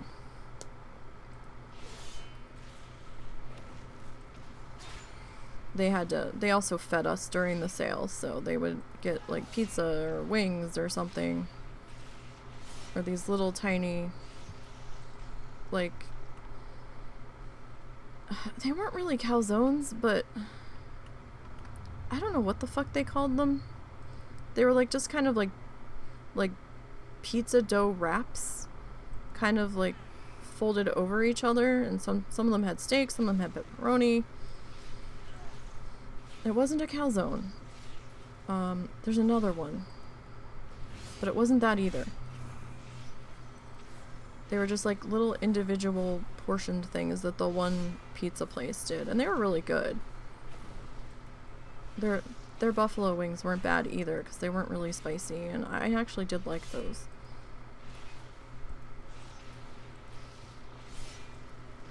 They're like as mild could be. But they generally fed us for events if we were staying for them. It pains me how small this loop is.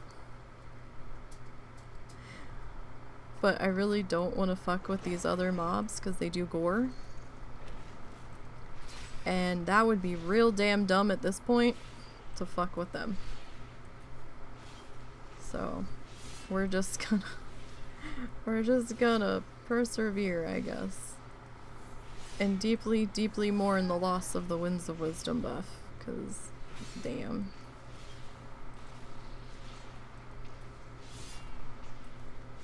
No, I actually liked merchandising. I got to merchandise the silk floral department briefly in a different store. And I didn't really understand a whole lot of it. Like, they had taught me a few things that I had asked questions about in the store I was originally in before I left. But I didn't get much time to work with her, and I would have liked to have had more time to work with her. But, I didn't get much time to ask questions. I kind of had to ask them as I was passing through if I had a moment or something. So I didn't get to learn a whole lot of it, and it was very overwhelming coming into a department that was an utter chaos in the location I had gone into.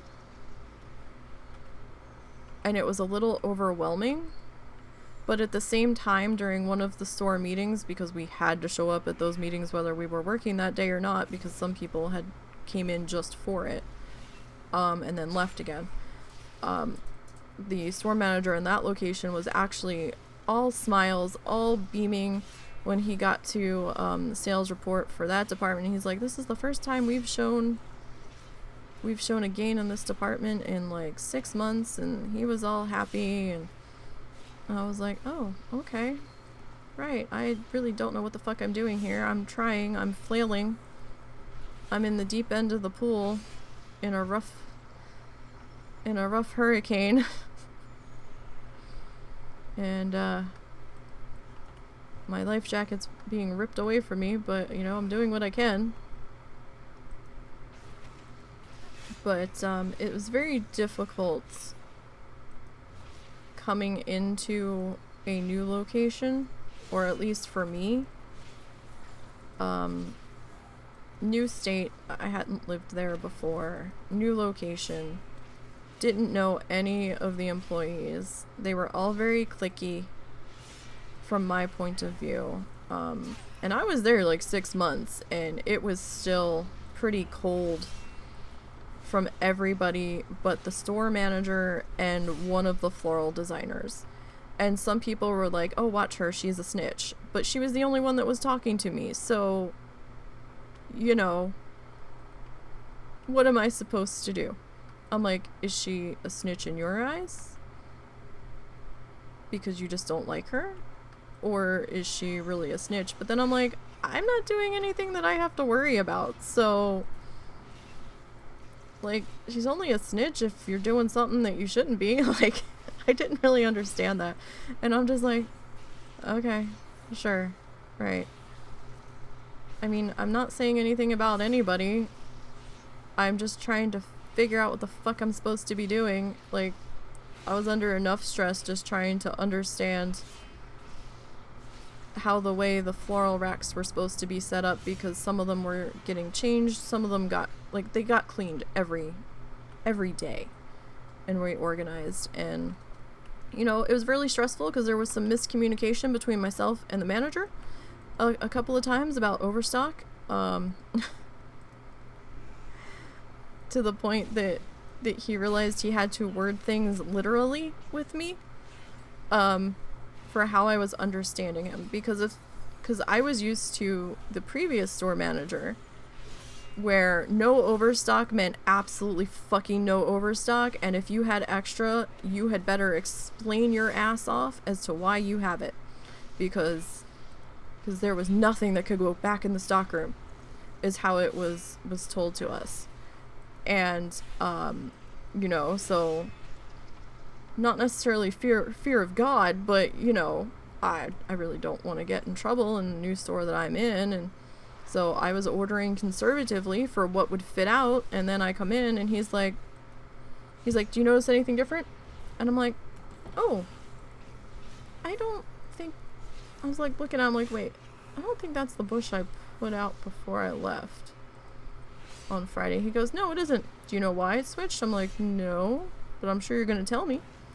And he's like, we ran out of a sale item over the weekend. He was pissed, and I'm looking at him, I'm like, okay. He's like, why didn't you order extra? And I just kind of looked at him, and I'm like, you told me no overstock. And he just kind of looked at me blankly, and he's like, what? I said, you said absolutely no overstock. You said nothing can go in the back. Absolutely nothing. And I don't even know where the flower section is in the stockroom because nobody showed me. And he just kind of stopped, and he looked. And he kind of did the puppy dog head tilt at me. And you could kind of see him mentally resetting. And I said, there's no room in the flower racks in the first rack for anything. There's boxes falling out of there. I'm still trying to make sense of what is back there. Nobody ordered with me the first time I was ordering for a flower sale. Okay? You were very adamant that there be no overstock on anything. So I ordered according to your instructions, and there was no overstock. So I don't really understand why you're mad. Like, I get it, because then we had the sale bush missing, right? Like, I get that. I do. I understand that. But you gotta understand it from my perspective, being new in this store and not really understanding that no overstock means no overstock, but on the sale items, yeah, that's fine. Like, we have to come to an agreement here. And from then on, we had kind of sort of gotten on the same page of, okay, well, we can have overstock. Then he like amended what he said. He's like, okay, we can buy for the sale to get us through, or to try to plan to get us through to the next warehouse delivery. But aside from the sale items, no overstock. And I'm like, okay, that's fine. Now we understand each other. And I was just like, I'm gonna take you at your word, literally, when I just came from the store that I did. Like, anything for a specific amount of time that had to go in the stockroom, no matter what it was, where it was being delivered from, the store manager in the original store was like, he was aggressively obsessive over nothing going back there. And I'm like, look, I know that's what you want, but then you're gonna bitch me out if we have a hole, because this damn company is so slow to ship. So what do you want from me? Like,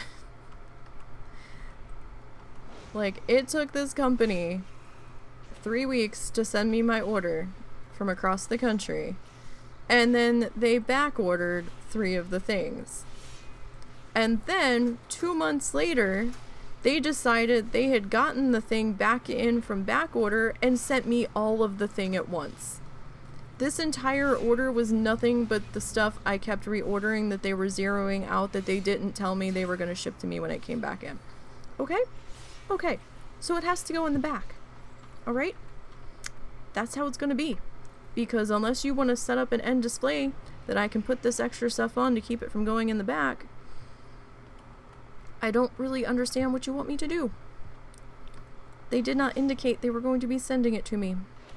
They were just zeroing it out on the purchase order, and I'm just like, really? And then when I called them, they're like, yeah, it's out of stock. We don't know when it's coming back in, if it's coming back in. And I'm like, okay. Right. Sure. So we were beginning to think we were going to have a new shelf setup coming in, and then we didn't. And then the thing came back in, and I'm like, okay. So we had some mixed merchandise in one slot for a while. Because no holes. But yet we needed to see the holes to see what wasn't shipping, and I'm just like, y'all can't. Makes sense. Either you want the damn hole or you don't want the damn hole in the shelf. But y'all are not making sense to me right now.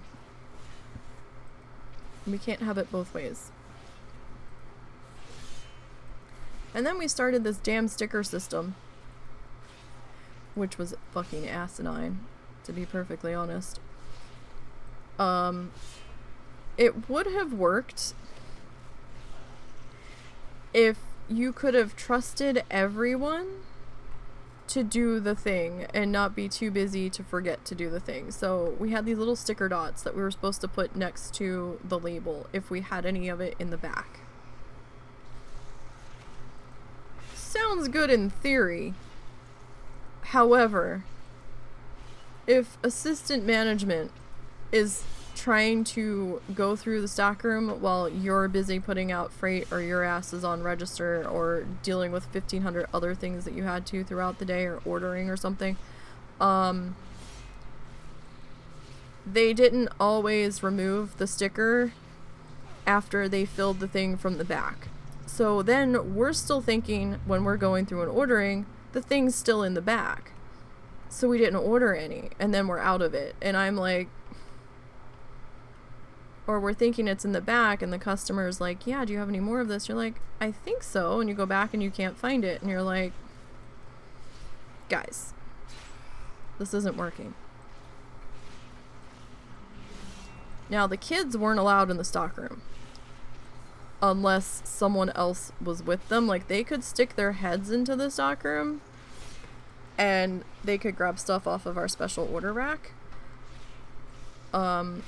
Or they had to let someone know that they were taking cardboard back to the baler, but they weren't allowed to run the baler. So, I mean, half the time they just kind of left the trash piled up on the back end of an aisle and let somebody know that they had some boxes or things, because they were very rarely putting out stuff anyway. But they weren't allowed to run the baler unless they were 18 anyhow. So there wasn't really much point. And then they would ask, you know, well, do we have this in the back? It's like, you're going to have to get so-and-so, because I don't know. So, like, we couldn't really say it was the kids that were filling stuff and not pulling the stickers off. That was totally on the managers if shit was going out over the weekend and it wasn't the merchandiser doing it. So that system really didn't... What the fuck? I'm sorry, I just realized I had general chat up instead of the combat log. Want to sell stained cloth hood for 50,000? Have you lost your goddamn mind?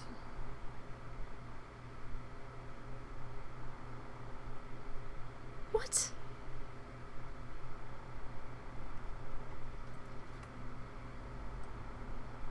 I mean, that's not even a hood. That's not even a hood. It's a hat. Blizzard, we have to have a chat about that description. That's not a hood. A hood pulls up over your head. That is a ranger hat. And you, 50,000 for a gray item drop with no fucking stats. Oh. Just no. What the fuck, people? What the fuck? What the ever-loving fuck?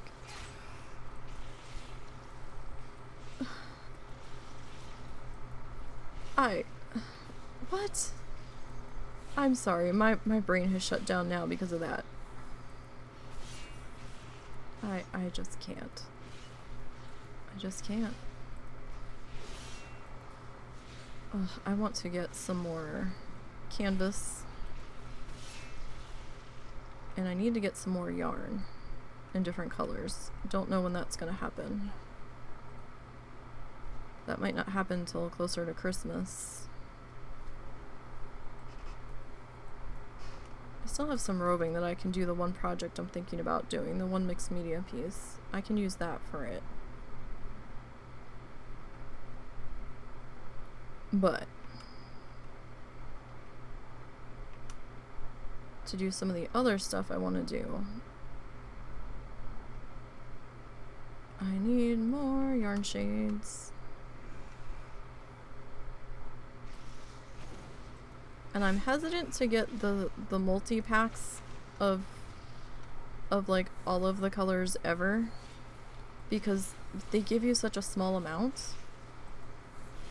I feel like I'm only gonna get one project out of it. So, and then I'm gonna have all the other colors, but I still need the ones I'm out of to do the thing, so I'm hesitant to do that. And yarn's kind of expensive. Even the cheap stuff's been expensive lately. 93%. Oh.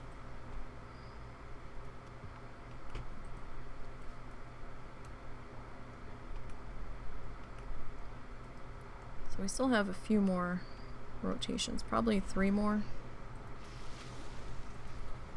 It seems to average about 2 rotations before we get a bar of XP at this point with these guys.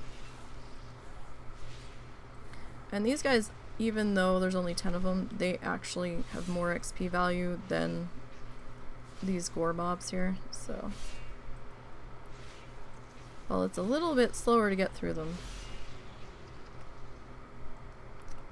it's still probably more worth it to a degree.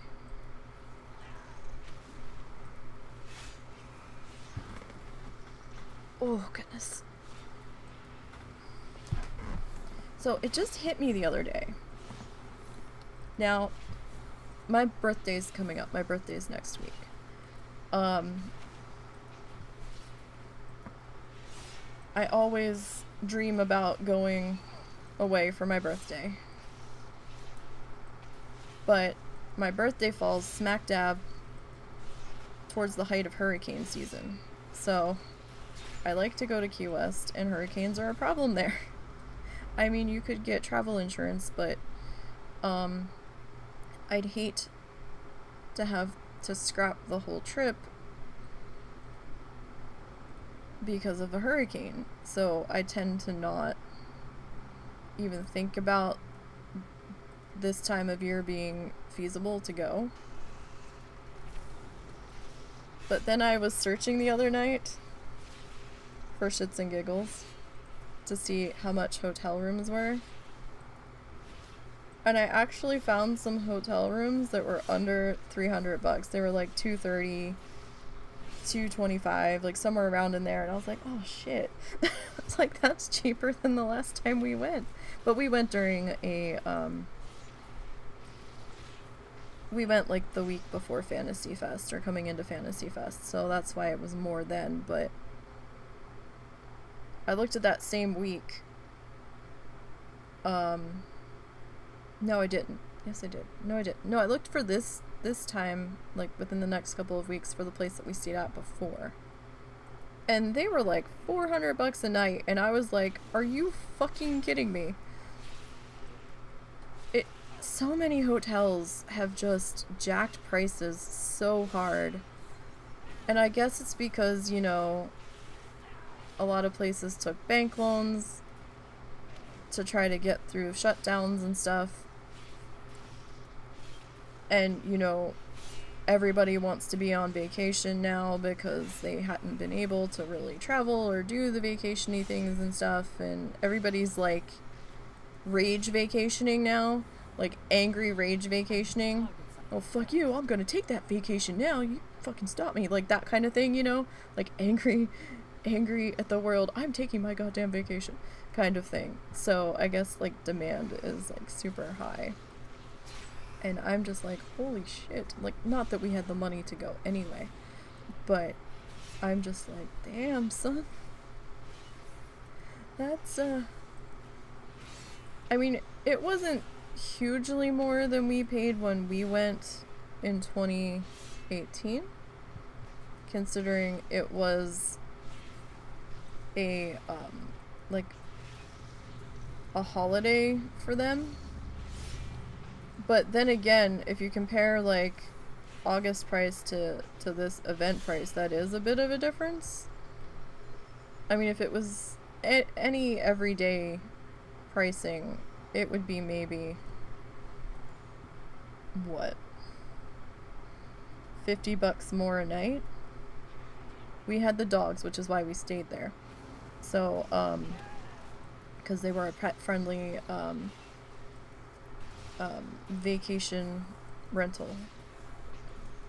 They also had a regular bed and breakfast like around the corner at a different property. That one also was pet friendly, but the vacation rental also had pool and stuff, and the bed and breakfast didn't.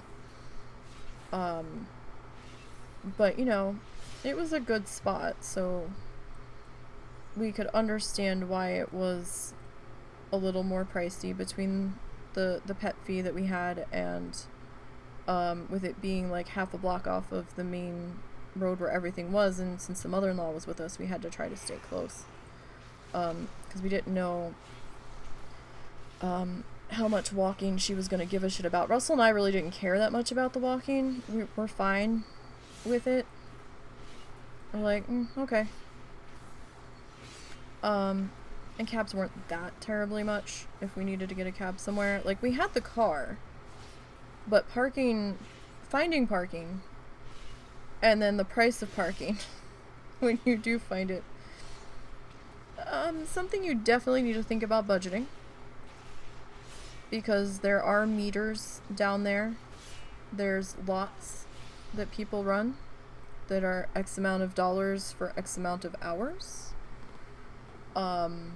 And they will tow you if you go over the time limit. At least at the meters. They do have a city garage, but I don't know how fast that fills up or what the rates are for that, because we never had to use it.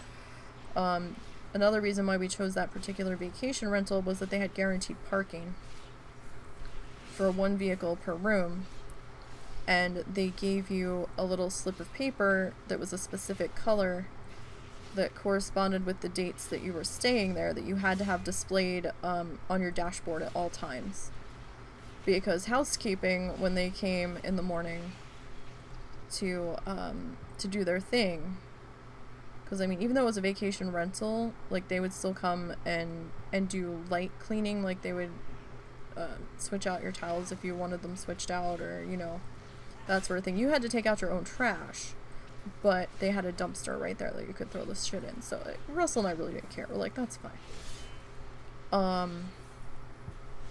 But they would check every morning to make sure that the people parked in there, in those spaces, had their little paper on their dashboard corresponding, I think, with their room or a reservation number or something, to make sure they belonged, because they expressly told us that if we didn't have this piece of paper displayed, the car would be towed. So, and it would be our expense. So, yeah, we made sure that was there, and we parked the car and never moved it. Like, we never went anywhere. I mean, having the dogs with us kind of limited what we were able to do. If we didn't have them with us, we might have taken the day to go up to one of the state parks further up in the Keys. We could have gone to go do something else in the Keys, but I was vaguely interested in checking out Theater of the Sea, But now that I've had time to think about it and I've seen some videos and I've seen how much it is, I don't know if we'd really get our money's worth for us. I think it would have to be a little bit lower because of, it would be a committed drive. Like, we'd have to make the time to stop there. And if it's on the way down, we might have to plan for staying in that key or close to it that night. Because of how check-in times were working at the other places. They only have someone on duty for so long that can handle check-ins at some of the bed and breakfasts and stuff. And like, if you're gonna be late, they're like, you need to call and make arrangements to get into your room, or else when you get here, you're not gonna be able to get your room. So, like, they understood about, like, delayed planes and stuff, but they're like, you need to call so we know what the hell's going on. Because we might have to make arrangements or give you key codes to get into certain places to get your room key, or to get in through specific gates and stuff. So we got a bar left to go, you guys. Bar left on the Demon Hunter. We're almost down to 2. That's kind of exciting. Almost down to 2. The shaman has approximately 4 weeks to go.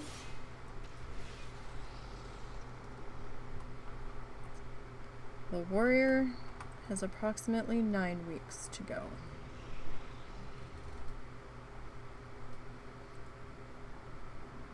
I wish we could shorten up that warrior a little bit further.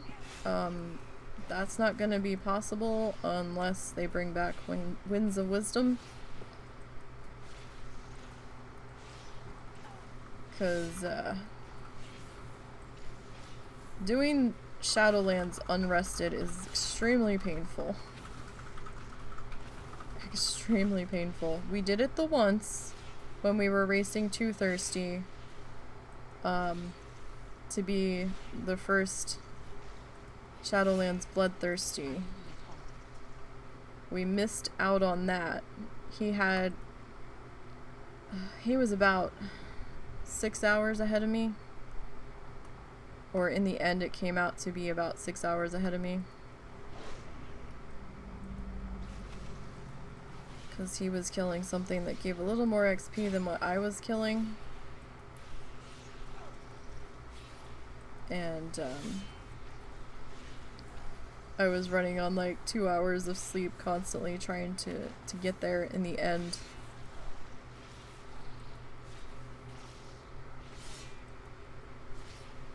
If I had started pushing a little bit sooner on that one, I might have been able to squeak him out, but I was also racing a hunter, so that, a priest versus a hunter, they're gonna be able to kill the shit faster, so, you know, that was a thing. But we did come in second. I still gave him something to think about, though. He was definitely nervous about me, he was saying. Because he had no idea how far through the level I was. He had no idea if I was sleeping. Because we were on completely different servers.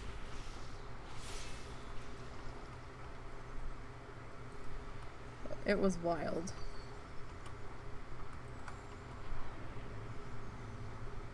Like, we only knew when the other one had leveled up,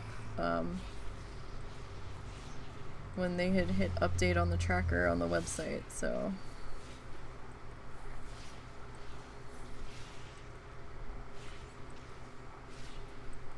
It was pretty crazy. And it was pretty damn painful. I think those levels were averaging about 14 hours for me towards the end. Because I didn't have any rested.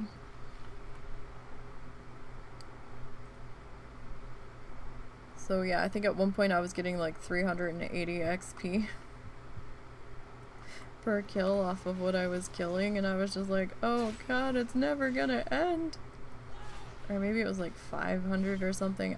It wasn't much.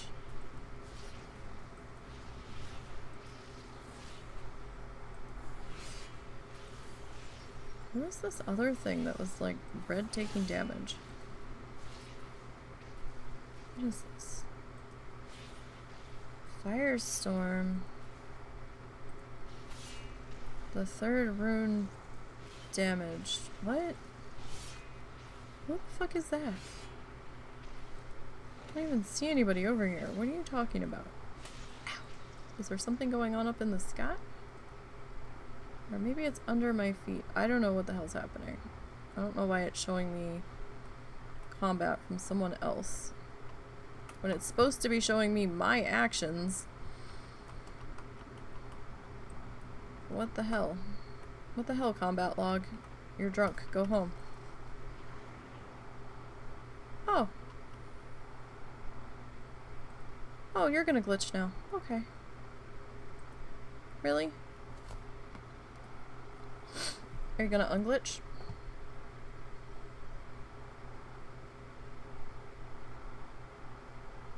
You gonna unglitch?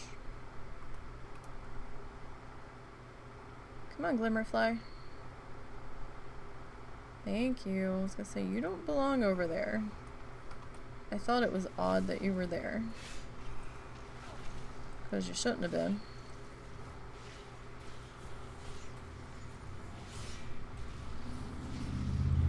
So we're gonna have one more rotation to go here. Now this one's a demon hunter, so they won't be getting a write-up.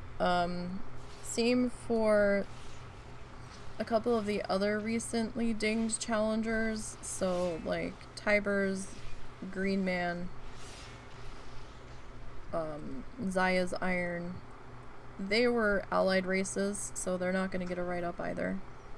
So don't be looking for those. Those aren't gonna happen. Everybody that was gonna get a write-up has gotten it up to this point.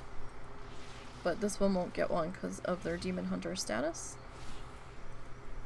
Because they did not start at level 1.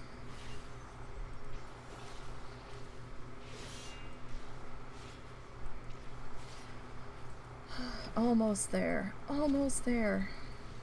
And then we'll be down to 2. 2 classes, you guys. Never thought I'd see that day.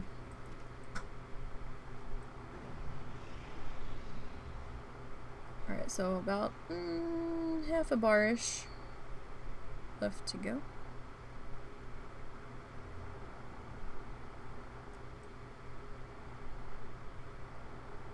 Where are these people?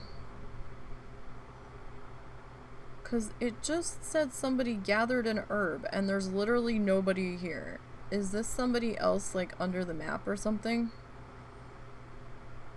And combat log, you're just supposed to be showing me my actions. Why are you picking up what other people are doing? I don't understand this. Like, who is this person? Why can't I see them? There's literally nobody there. You can't be stealthed and pick an herb at the same time. That doesn't work. That pops you out of stealth.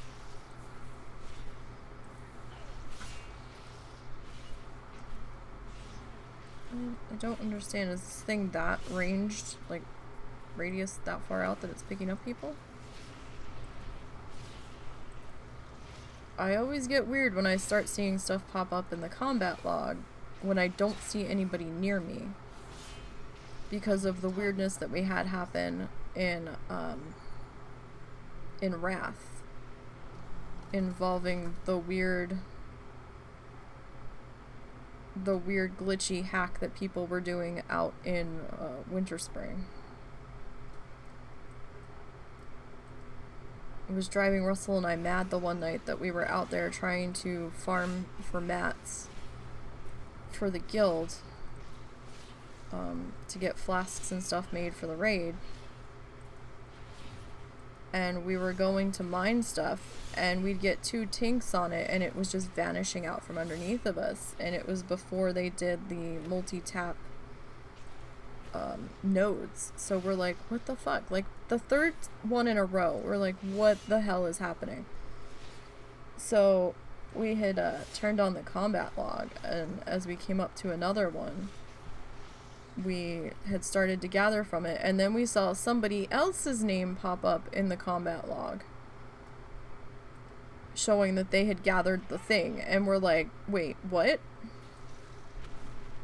What the hell? Winter Spring. So you're always PvP flagged out. Not Winter Spring, Winter Grasp. I'm sorry, not Winter Spring.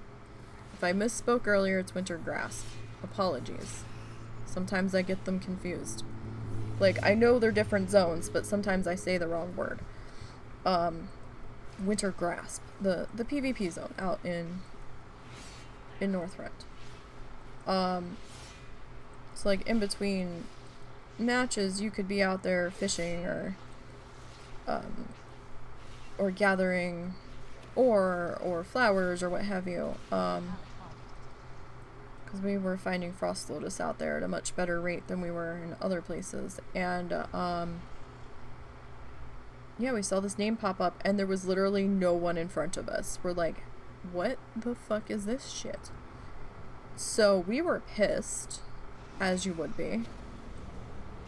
And since it was a PvP zone, Russell was on his death knight. So he started tracking the bastard. And he put in a ticket. Now this is when they still had people directly answering your tickets. You didn't know if you were going to be online when they finally answered you. Sometimes you would have a message waiting for you, but sometimes you actually got to talk to a person. You know, and it would come up in the blue text that, you know, it was a Blizzard employee and stuff. And so he starts tracking this person. And every time Russell got to the node, he was dropping death and decay to put the other person in combat, because we realized they were opposite faction. And it prevented them from getting the thing. So it was sort of becoming a game between the two of them, with Russell trying to hunt this dude down, and every single node, death and decay was getting dropped on. And you could see where the other person was starting to take damage from it. So he's doing this for a little bit after he had put the ticket in.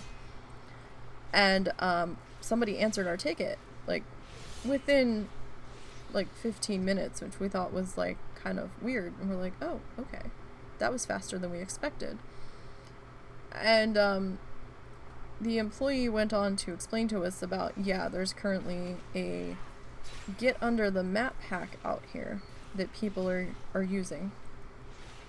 And they are teleporting under the map with no mobs in their way to each node and farming it. And so they told us to stay with the person while they were doing what they needed to do on their end. And they were talking to Russell the whole time, and they're like, okay, and then I think they had said, okay, we got him, and they took care of it. And wouldn't you know, it happened a second time, not that night, it was like a couple of days later, but it happened again. And we went through the same thing, and they thanked us for helping them catch one of the game hackers.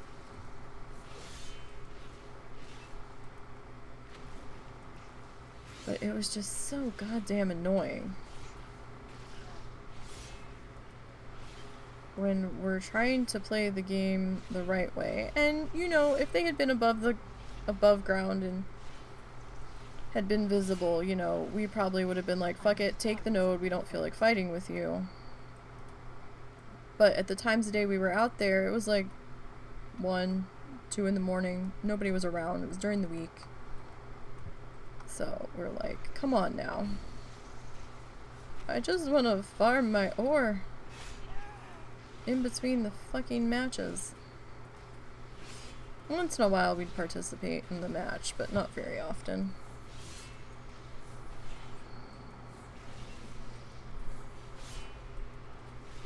I'm just like, why do people have to be little bitches about it? And ruin it for other people? Like, why?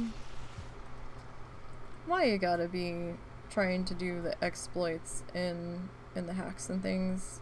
Just stop it. Just stop it. All you're doing is setting yourself up for a world of pain. Like, you're gonna get caught. It's not going to end well for you. Just because they haven't caught you yet doesn't mean they're not going to.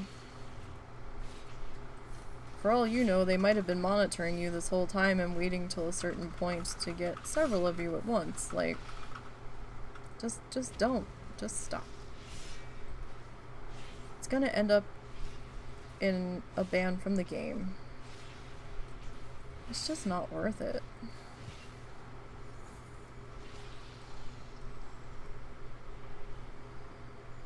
That little blue orb will heal you if you touch it. It doesn't seem to do any buffs or anything. Ooh, is this our last mob? Could it be? Is this the last kill we need for the Demon Hunter? I don't know. We might need one more. We'll see. My quick math is a little fuzzy. I'm not sure if this is going to be enough. If it is, it's just barely. But I think we're a little short.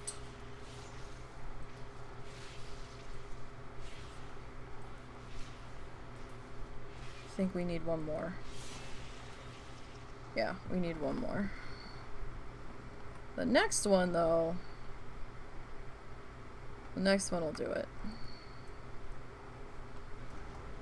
Alright, you guys. This is exciting!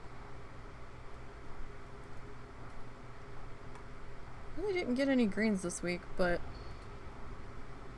I mean, Winds of Wisdom, so... Greatly shortened our grinding time at this level. Kind of hard to bitch about not that many greens dropping when it significantly sped up the amount of time that we had to be invested in it this week, so... Which was good for me, because I managed to get a few other things done. But looking at the Rested on the Warrior, I'm probably gonna let WoW sit tonight. And maybe work on some editing. Yay! Yay! 2 classes left to go! Whew.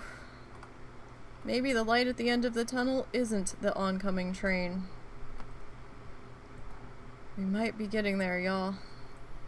It might actually happen. Alright, let's hearth back. Let's get back into here. Let's get our slash played. Whew. Thank you, Tiber. Oh man, and this was the one I had to re-roll when the other Demon Hunter got flagged from Threads of Fate. So, this one was especially painful because of that other Demon Hunter I had that had been 50 coming into Shadowlands. So, WoW challenges, Blood, Thirsty, Soul, Glaive,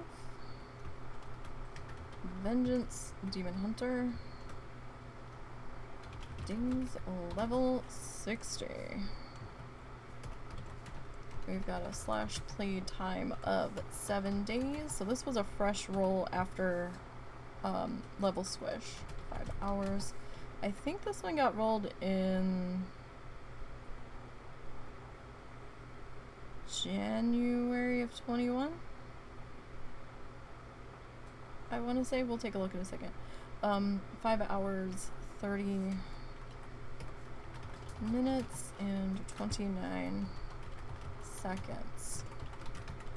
Total kills for this one.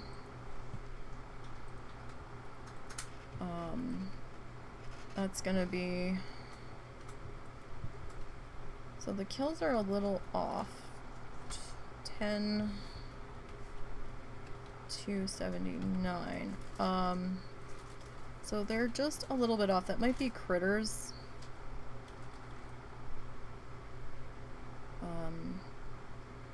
6. Is that 11? 9, 10. So yeah, that's probably the critters. So I tend to just go with the total kills. It makes things easier. I still killed it, so just didn't give me XP. So total kills 10 to 79. 2 classes left to go. Alright, so we're gonna tweet that. And we'll get that sent along. And hang on, let me bring up my calculator. Need my calculator. So that was, what was that again? That was 10 to 79. Okay. Actually, let's... So this one, yeah, this one hit 10 in January of 21. So this one's, what, a year and a half-ish? A little over a year and a half-ish old. So, not bad. I don't think they were leveled every week either. I think they had missed out a couple of weeks, so. 21 gold repair bill. Go ahead and hit our vendor trash, which came to 331. Our greens got us another 169. So 3, 4, maybe 500 gold there.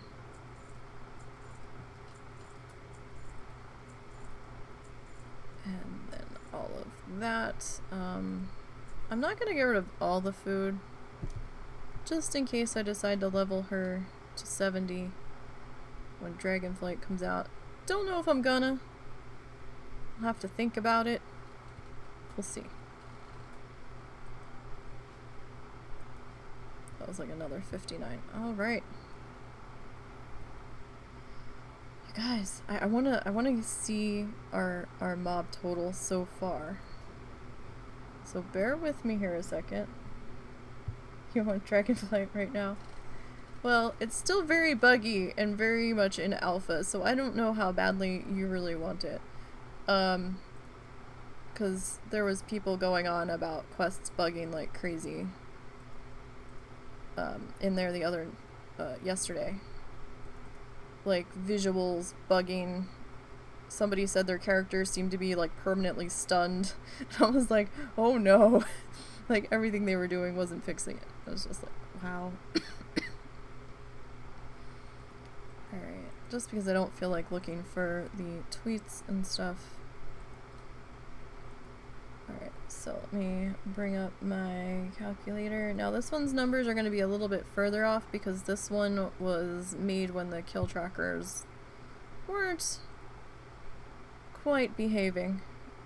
So 14, that's why I started taking the total, because when the kill trackers weren't working, the total kill was more accurate than the experience kills. So 14, 5, 42. Alright. The monk.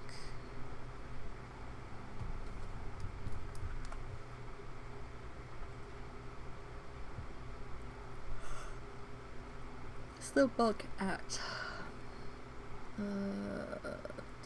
I know I have unspent talent points, and they're gonna remain that way.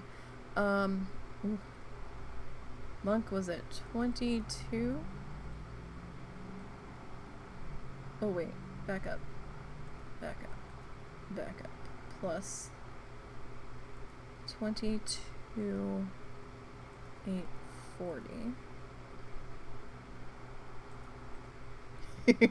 This number. Oh, do I really want to know this number? Looking at the total for 3 characters, I'm not sure this is a good idea for my sanity.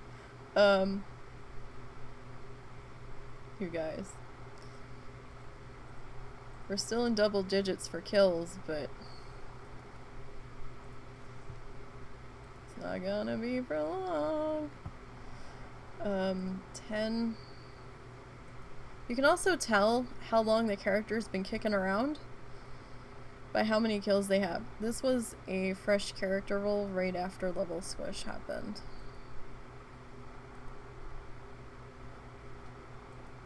So that was drastically lower than the monk. With them coming in at 10,000. Rogue is going to be a little bit higher, I think. Because they've been around, they've seen some things.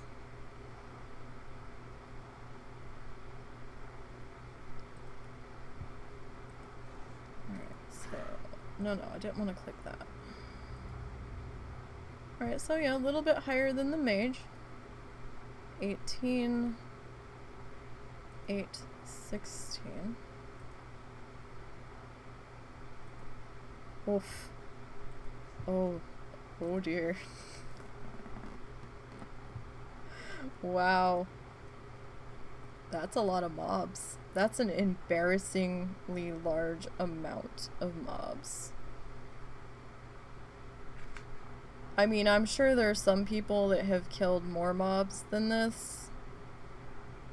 You know, you're like avid raiders and people that are just doing the world quest grinding gig every day, day in, day out. So I'm sure there are some people that have numbers close to this on a single character that they've had forever. And that are like doing the PvP stuff and everything. But, whew, 17, 348.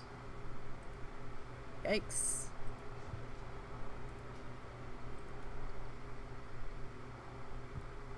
Oh, we still have 3 more characters to go. Shit. And these are the 3 older ones. Oh, damn. Oh, damn. And we still have 2 characters to hit 60, so this number won't be the grand total. I'm just curious to see what we're sitting at. 38,000. 846 kills. This one hit 120 in BFA, so this one's been around for a little bit. Oh, shit. Sorry, I'm looking at the total as it's creeping up, and I'm like, wow. That's, that's a lot of mobs. Points if you've been keeping track with me. Whew.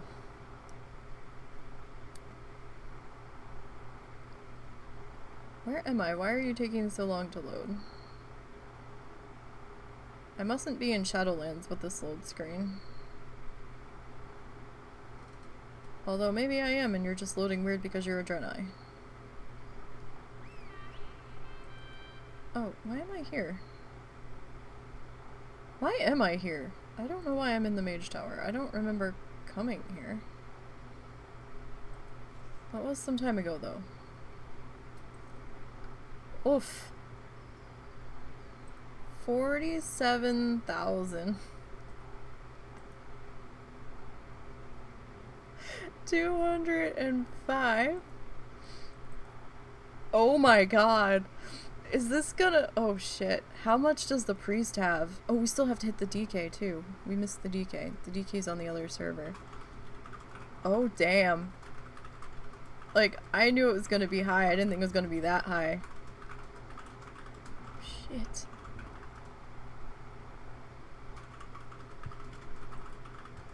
And we still have 2 more characters totals to add into this.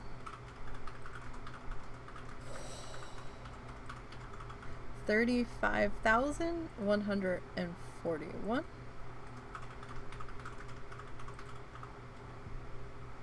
Alright, let me go get the DK.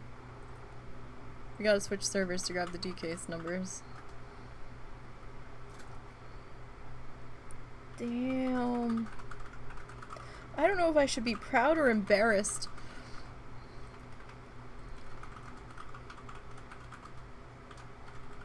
Like, shit.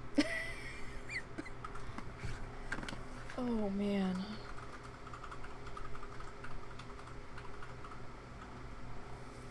Oh, I'm caught up in my earbuds. Let's not rip the wires out of my ears. That hurts when that happens. Alright, so... Okay, this one was a little better. 14,752. Alright, so... For those that haven't been playing along...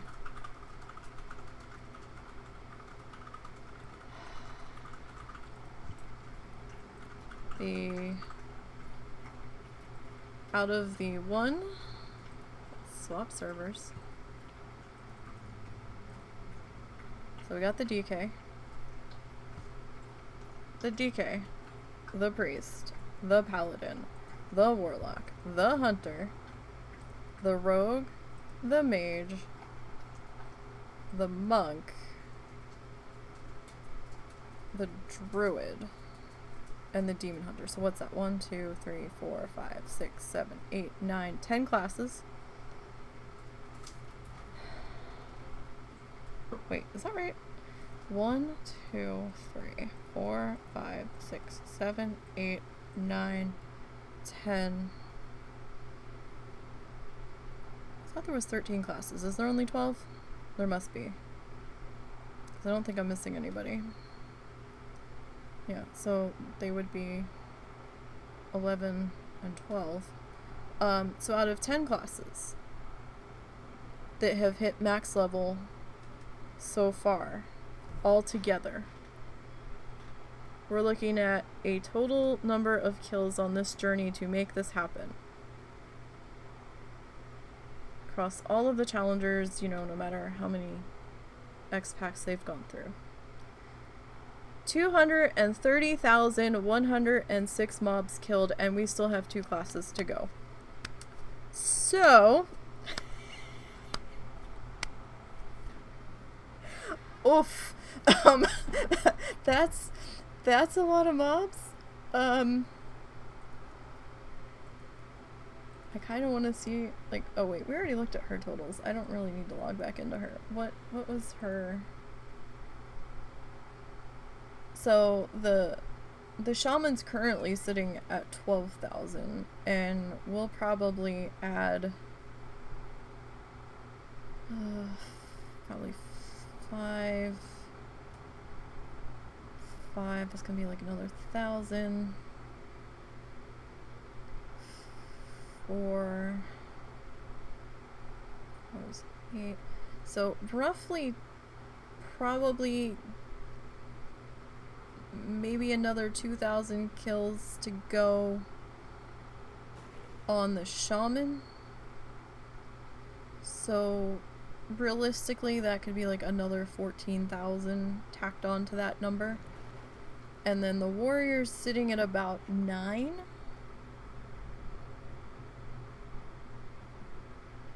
Warrior's sitting at a little over 9,000 kills at 51. Without the Winds of Wisdom buff now.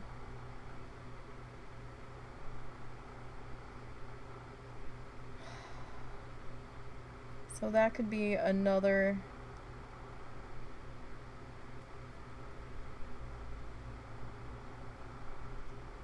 maybe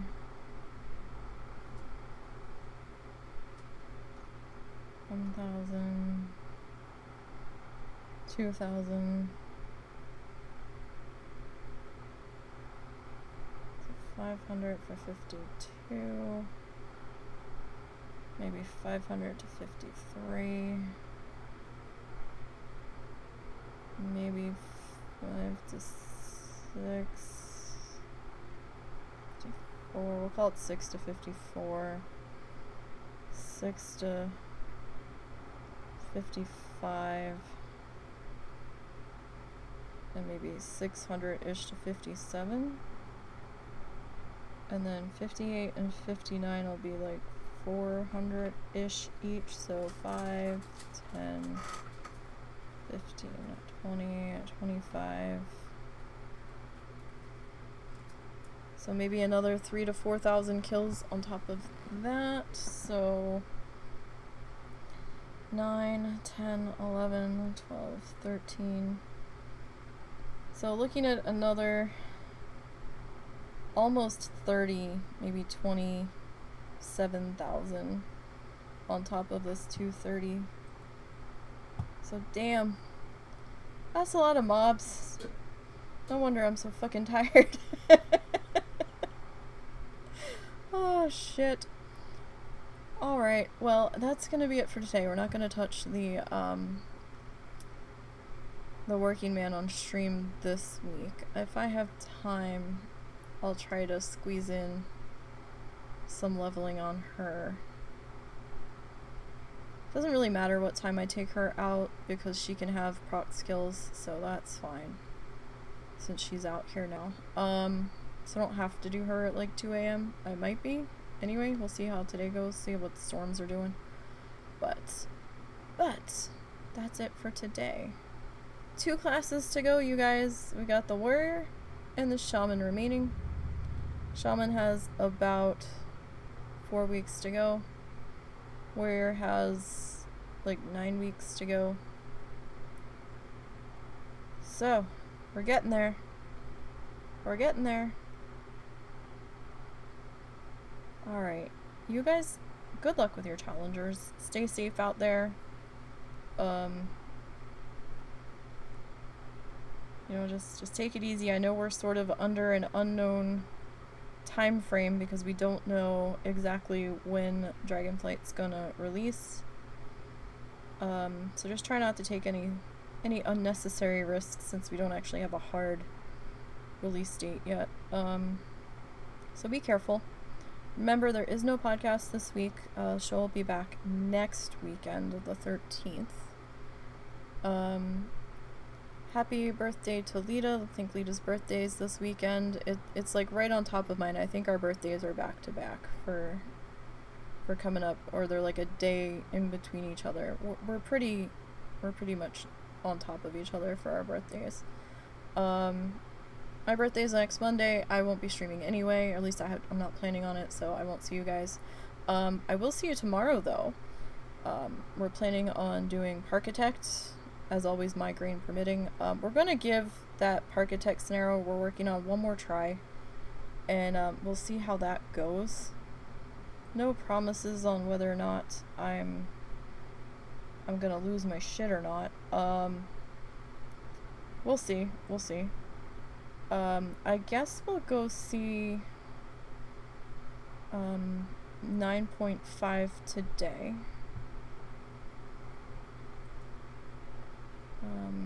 It looks like she's doing stream raiders today. We'll see. Sometimes she does crafty stuff where she's like knitting or crocheting and things. We'll go see her. So you all have a great night. I hope to see you tomorrow for Parkitect, and hopefully we won't fail miserably at it tomorrow. And until next time, have a good one, you guys.